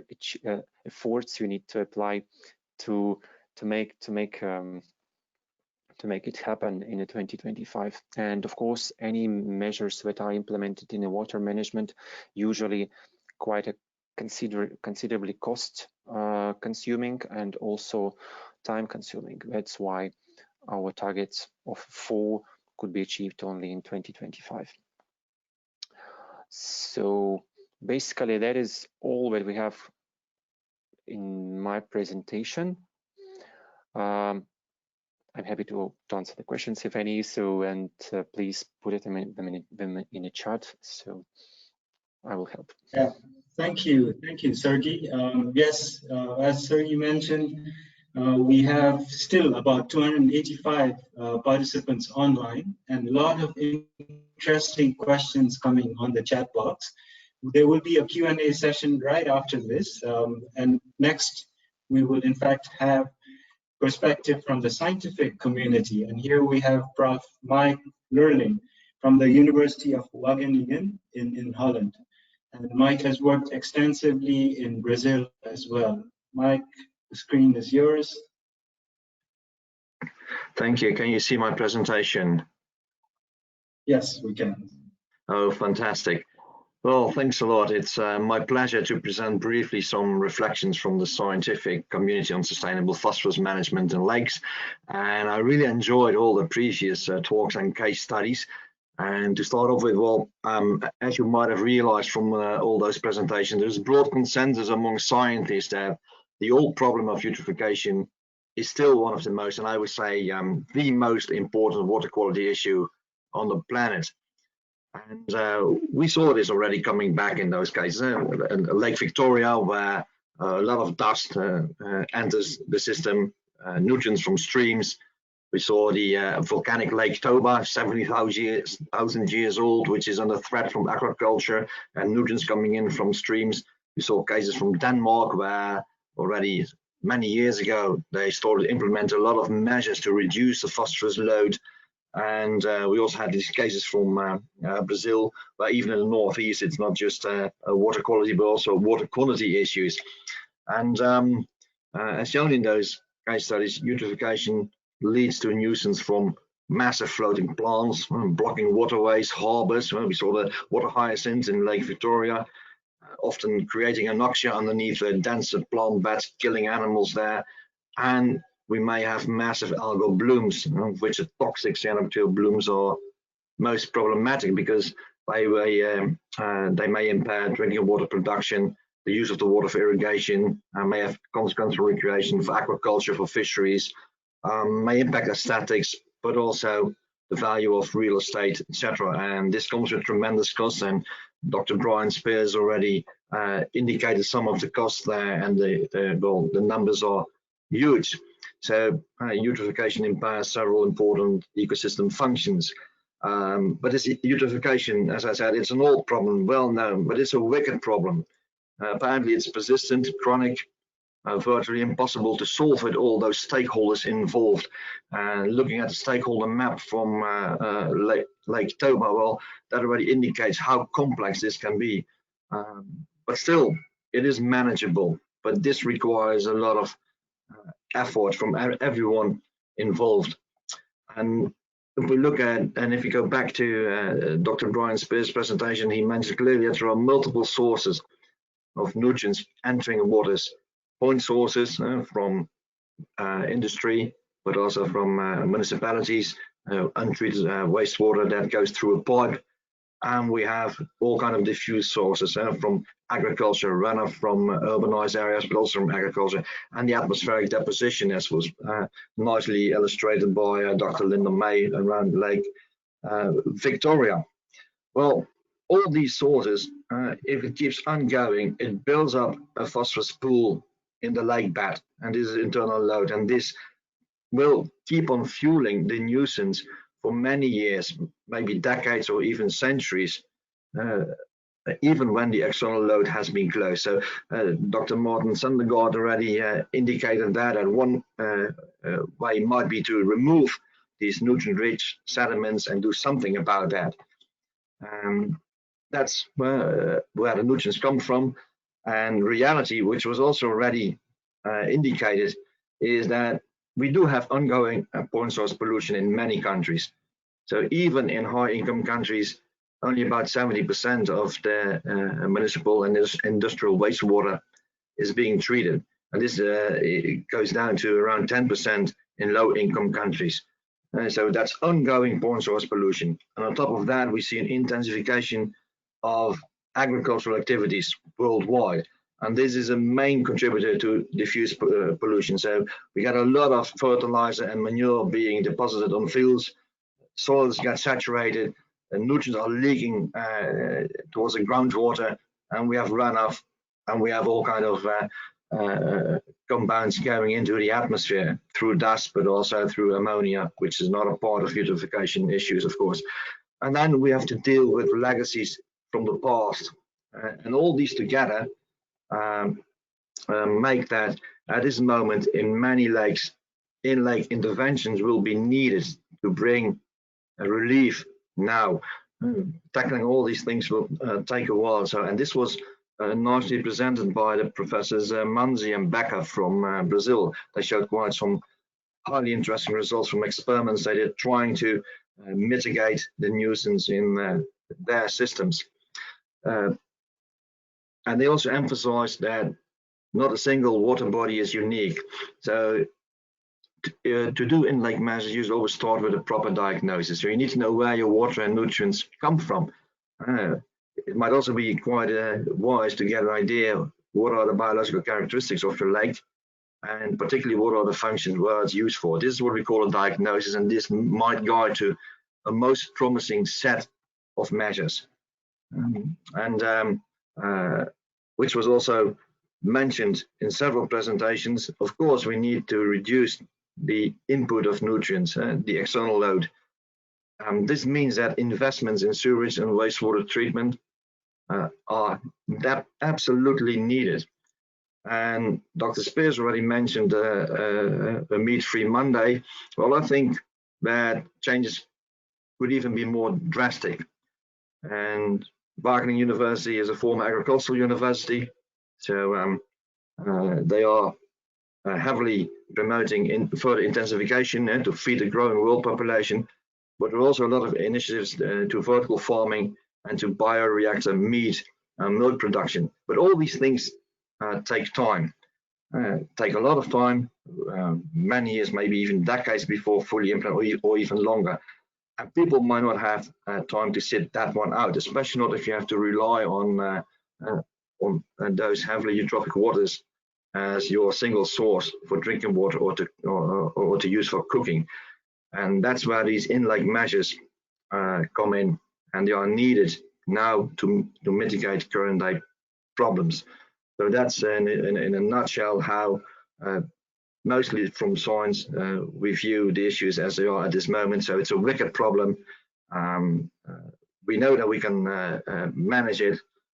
There's a lot of effort needed for that, and we should do well, more symptom-oriented or end-of-pipe actions. Although that, as a scientist, it's always difficult to say, but I think this is needed.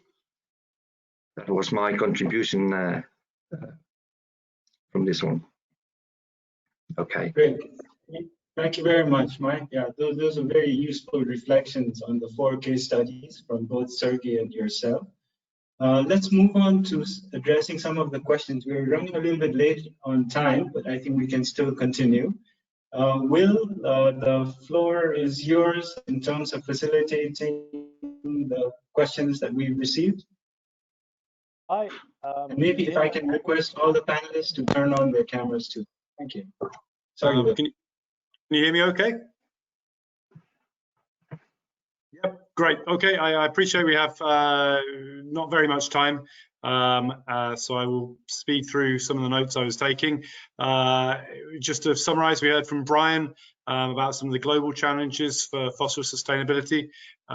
We heard that not taking action will cost more than taking action. We heard from Linda on Lake Victoria and how the challenge in dealing with phosphorus is significant there, and some of the problems with the local fauna.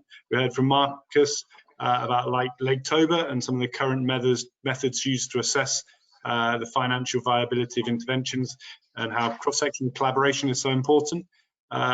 We heard from Martin about the current situation in the EU and some of the methods being used to manage phosphorus in Danish lakes. We heard from Marcelo and Vanessa about some of the challenges in Brazil, including sanitation and some of the methods to use that they use to bind phosphorus within lake waters.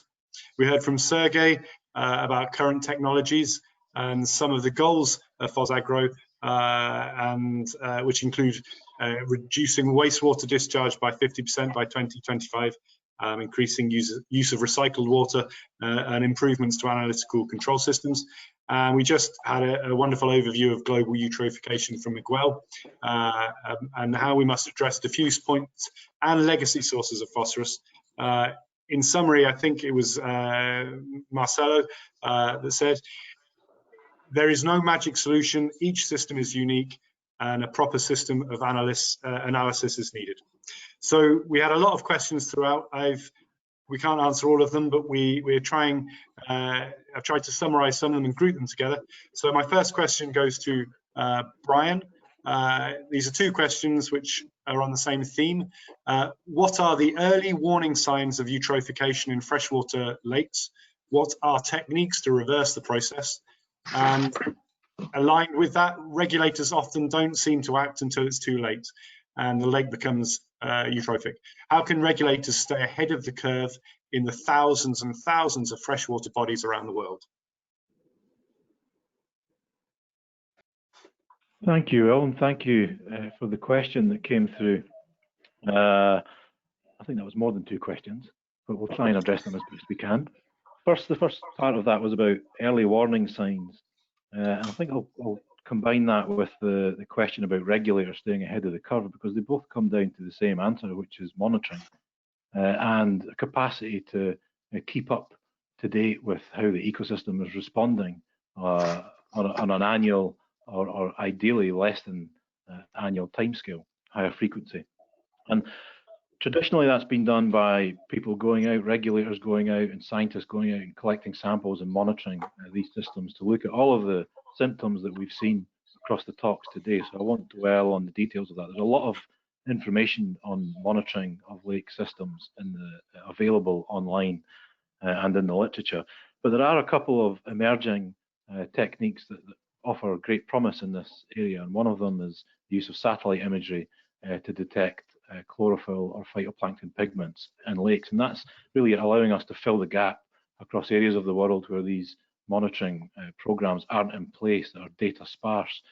And so I think over the coming years, we're going to see a real increase in our capacity to observe the environment and to detect these problems regionally. This is from a global perspective, to identify hotspots of issues that we need to target our actions on. There was the other part of the question, I think, was on techniques to reverse the issues. And I think that question may have come in before Marcelo's talk and also from Mike's intervention there. So I would hope that those interventions have clearly identified some of those measures. But just to reiterate Mike's point at the end there, that catchment management and reduction of phosphorus sources in the catchment is critical. We can't move away from that argument. We have to try and tackle that problem. And really at the root cause of that problem is the way that we use phosphorus. But in the meantime, whilst we're doing that takes an awful long time. In-lake measures are certainly available and have been developed to provide some relief in the short term, so much needed relief in the short term, especially with respect to human health and drinking water. So, well, hopefully that answers the questions from my perspective. Yeah, that's good. I realise that we're running behind time, so I'll sort of fire the next questions, and maybe if respondents could try and give us a 2-minute or even less response, then we'll have plenty of time for Mark. The next question specifically to Linda. Linda, is there any good uses for water hyacinths? Can we harvest them? Can it be used as organic matter for African agricultural soils? Linda, you're muted. Sorry.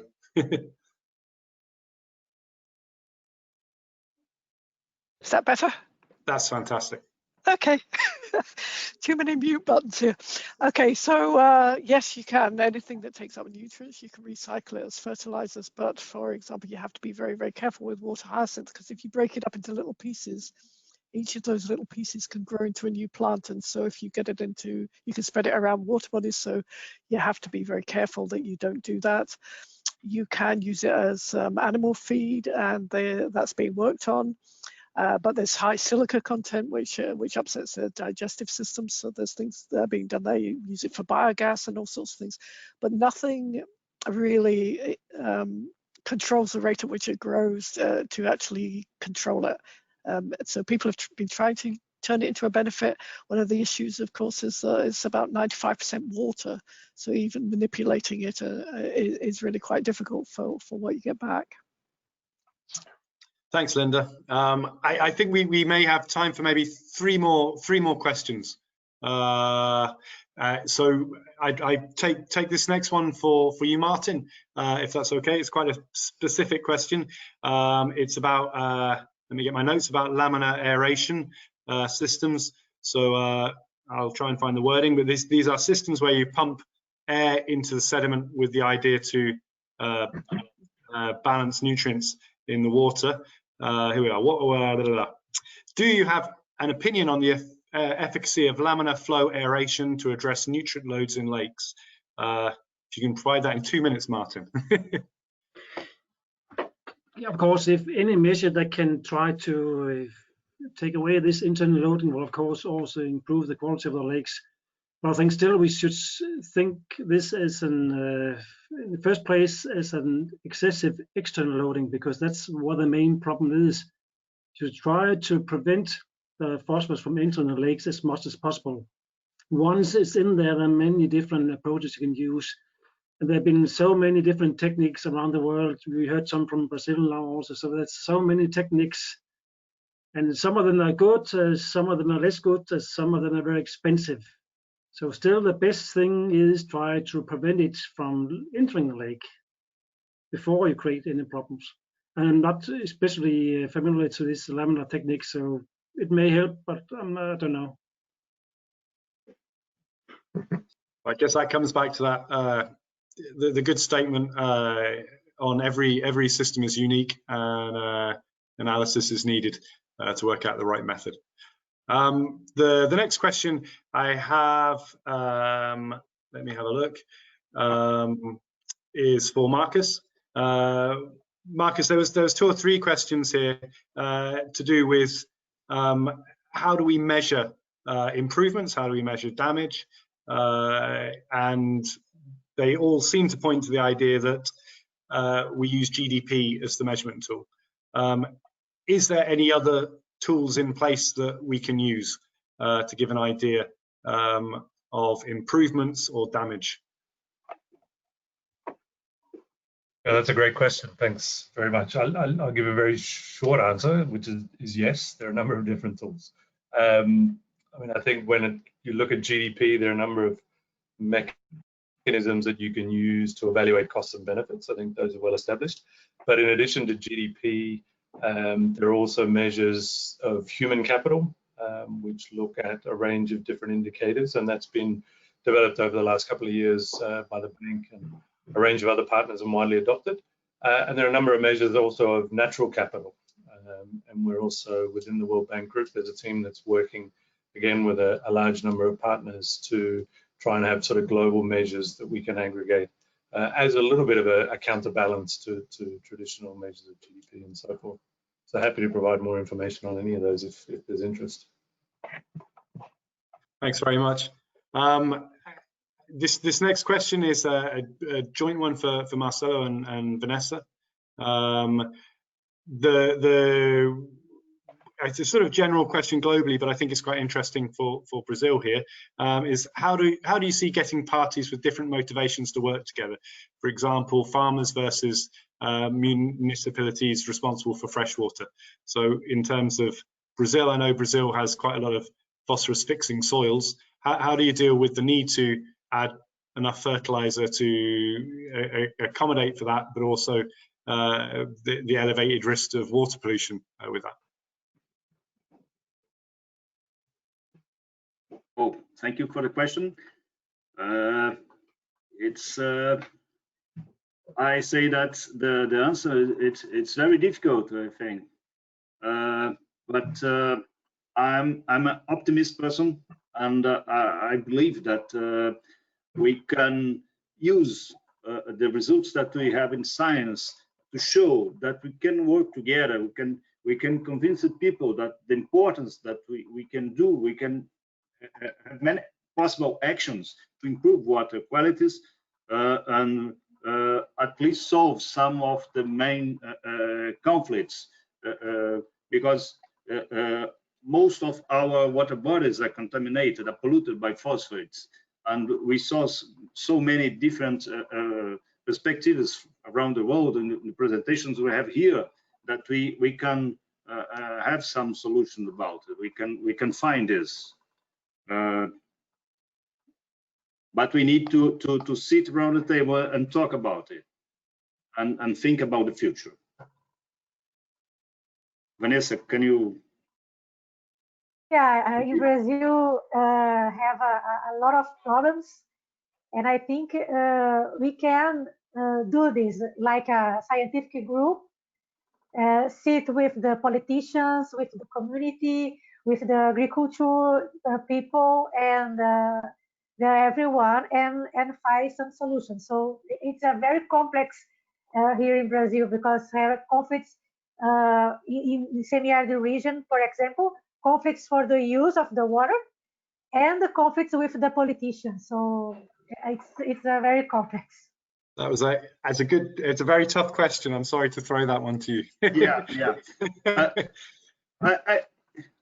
My idea is to show that with science we can show some solutions. It's nothing is lost at all. We can do something. I think that's the way.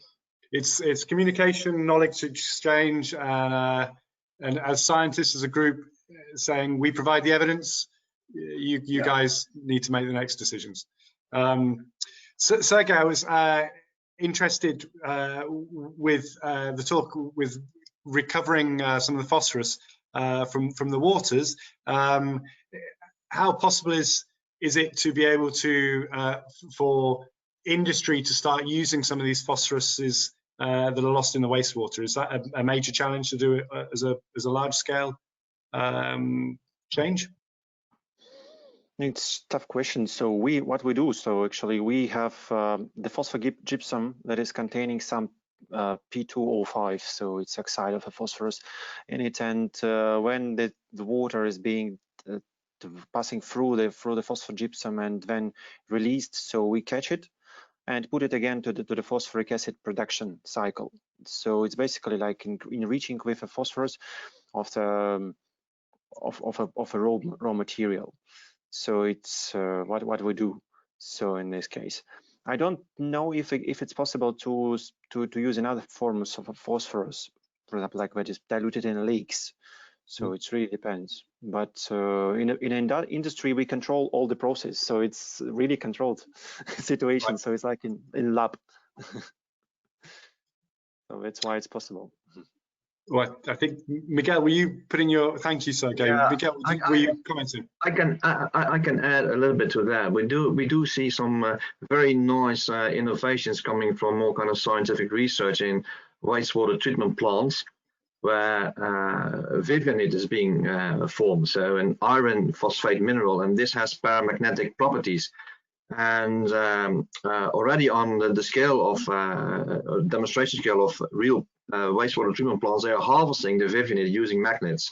So in that way, the point source pollution can be further reduced from this kind of wastewater. So that's a technique which is looks really promising. But for lakes, this will be virtually impossible. So we should try to minimize the load to the lakes. That's that's how it is. So I think we are running over time. So I wonder whether we could. I should pass on to Mark if possible. I leave maybe the question that hasn't been answered in this list. for Mark maybe to address in his summing up is how can we still be talking about sustainable phosphorus when the evaluation institutions worldwide have validated the harmful consequences of such pollution? I would sort of think that also really means, you know, how can we be talking about sustainable phosphorus when we know phosphorus is over the planetary boundaries? I guess that's what that points towards. And also I would extend to Mark, how can we work with nitrogen to get there as well, because that's so important. Thanks to all the speakers.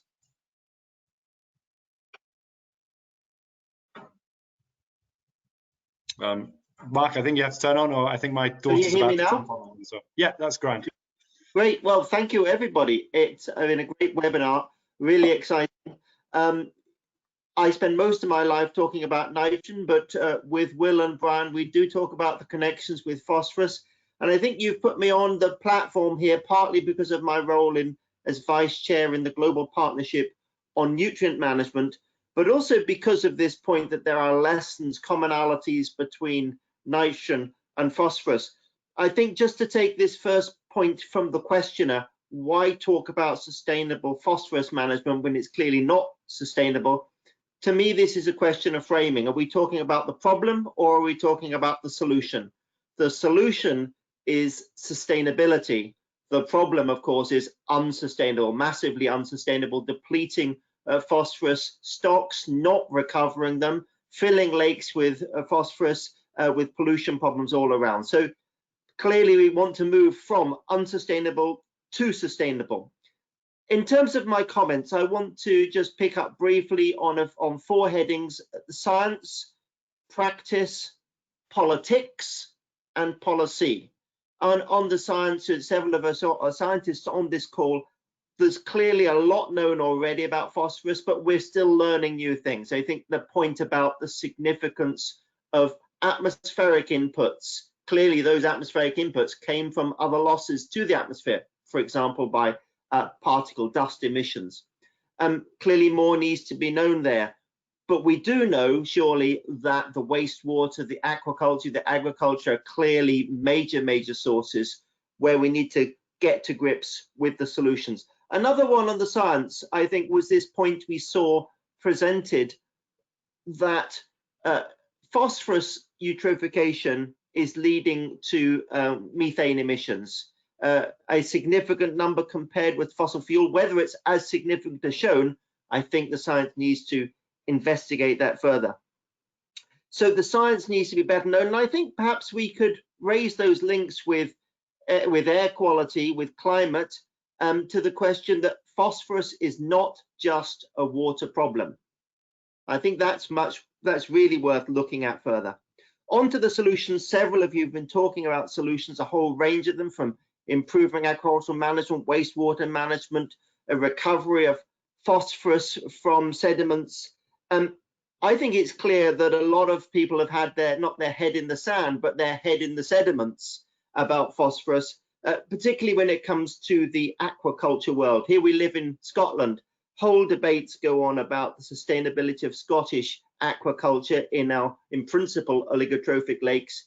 I think the world over, the world needs to get to grips with this is not fully sustainable. Action must be taken. It's an imperative if we want to meet the Sustainable Development Goals. You've laid out lots of solutions. I'm particularly excited about the ones which are going to contribute to resource recovery, economic recovery, where that shows us, as FosAgro has been emphasizing, looking towards efficient systems that are with low pollution and good for economics. That must be a key focus.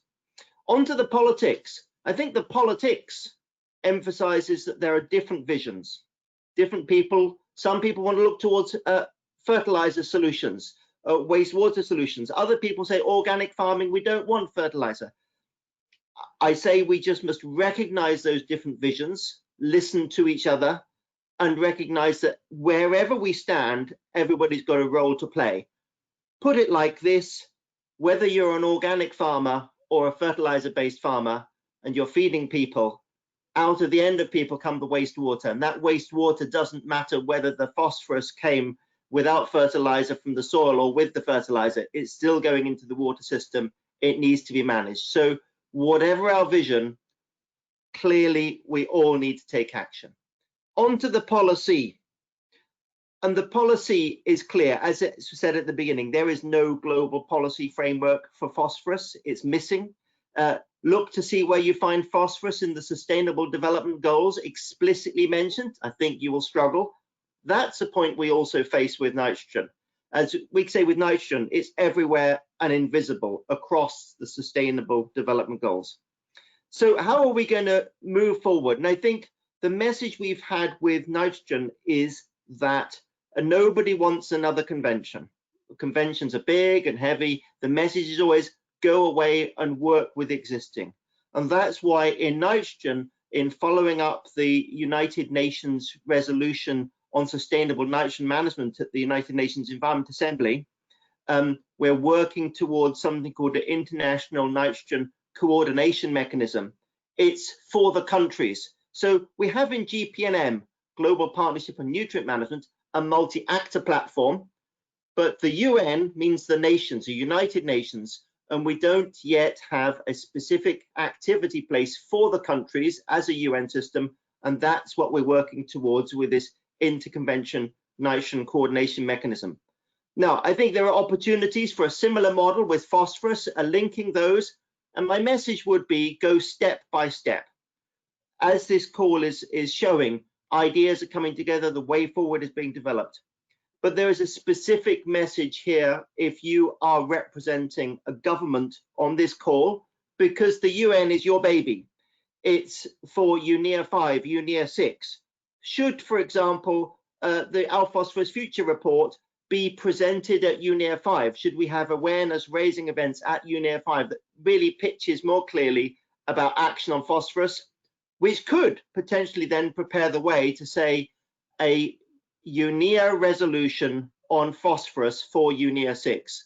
But that is not my task. That's up to you as the countries. And of course, Mahesh, Milka, Habib in UNEP will be ready to support you in that. So I think there's a really exciting moment of change.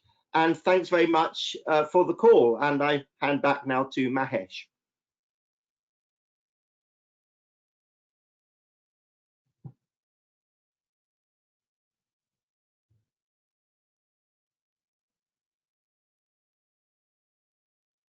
Can't hear you, Mahesh.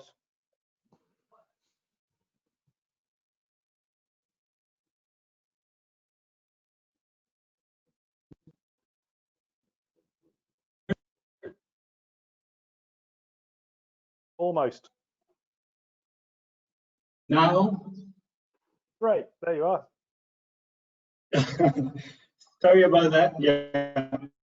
Mark, just to thank you very much for this excellent synthesis of the past 2+ hours.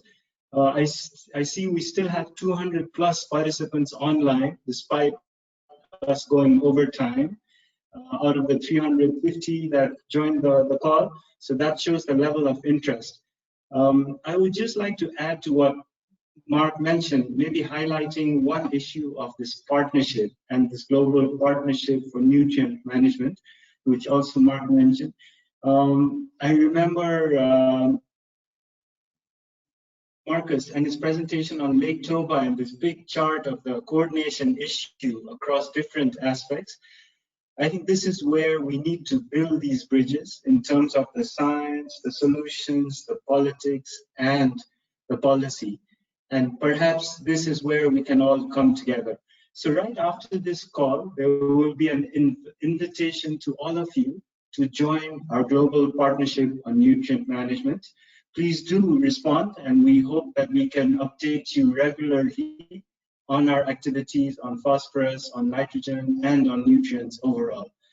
But with that, I would just like to quickly thank our opening speakers, Habib and Ramesh. Habib in terms of the policy and the United Nations Environment Assembly and those possible linkages there, and Ramesh in terms of the Global Partnership on Nutrient Management. Then for Brian and Will for providing this overview of a forthcoming report, Our Phosphorus Future. Again, as Mark mentioned, we can highlight this, put it into the policy domain, and see where it goes in terms of filling this policy gap that exists for phosphorus.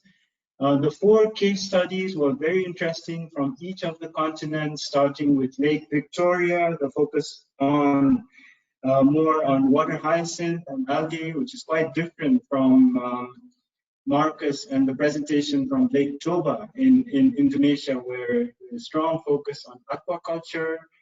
Moving on to Europe and Martin from Denmark, where we saw this drastic drop in terms of the pollution and the EU standards. And last but not least, our colleagues from Brazil. Very interesting innovations in terms of flock and sink, flock and lock. I'm sure we'll be picking a lot of these up as we move along.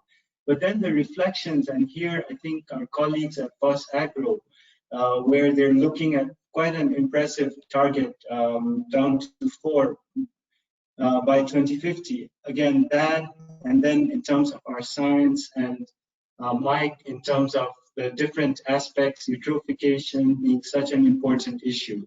So with that, I think it was a very interesting webinar, and I would like to thank all of you, especially for this engagement right across the 2+ hours. And to Will for taking the questions and doing them so effectively in this Q&A session. So thank you once again. I'm sure this will not be the end. We will have more such webinars. And do please write to us if you have any further questions. So with that, we'll sign off for now. Bye from Nairobi. Thank you. Thank you.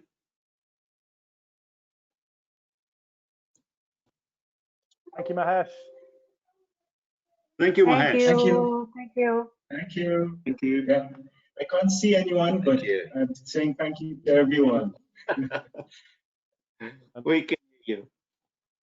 If anyone still is online, go to www.opfglobal.com and sign the call for Phosphorus. Okay. Great. Yeah. We'll send that out as an email link as well. Brilliant. Brilliant. Okay. Okay. Thank you, Thank you. everyone. Yeah. Bye. Bye-bye.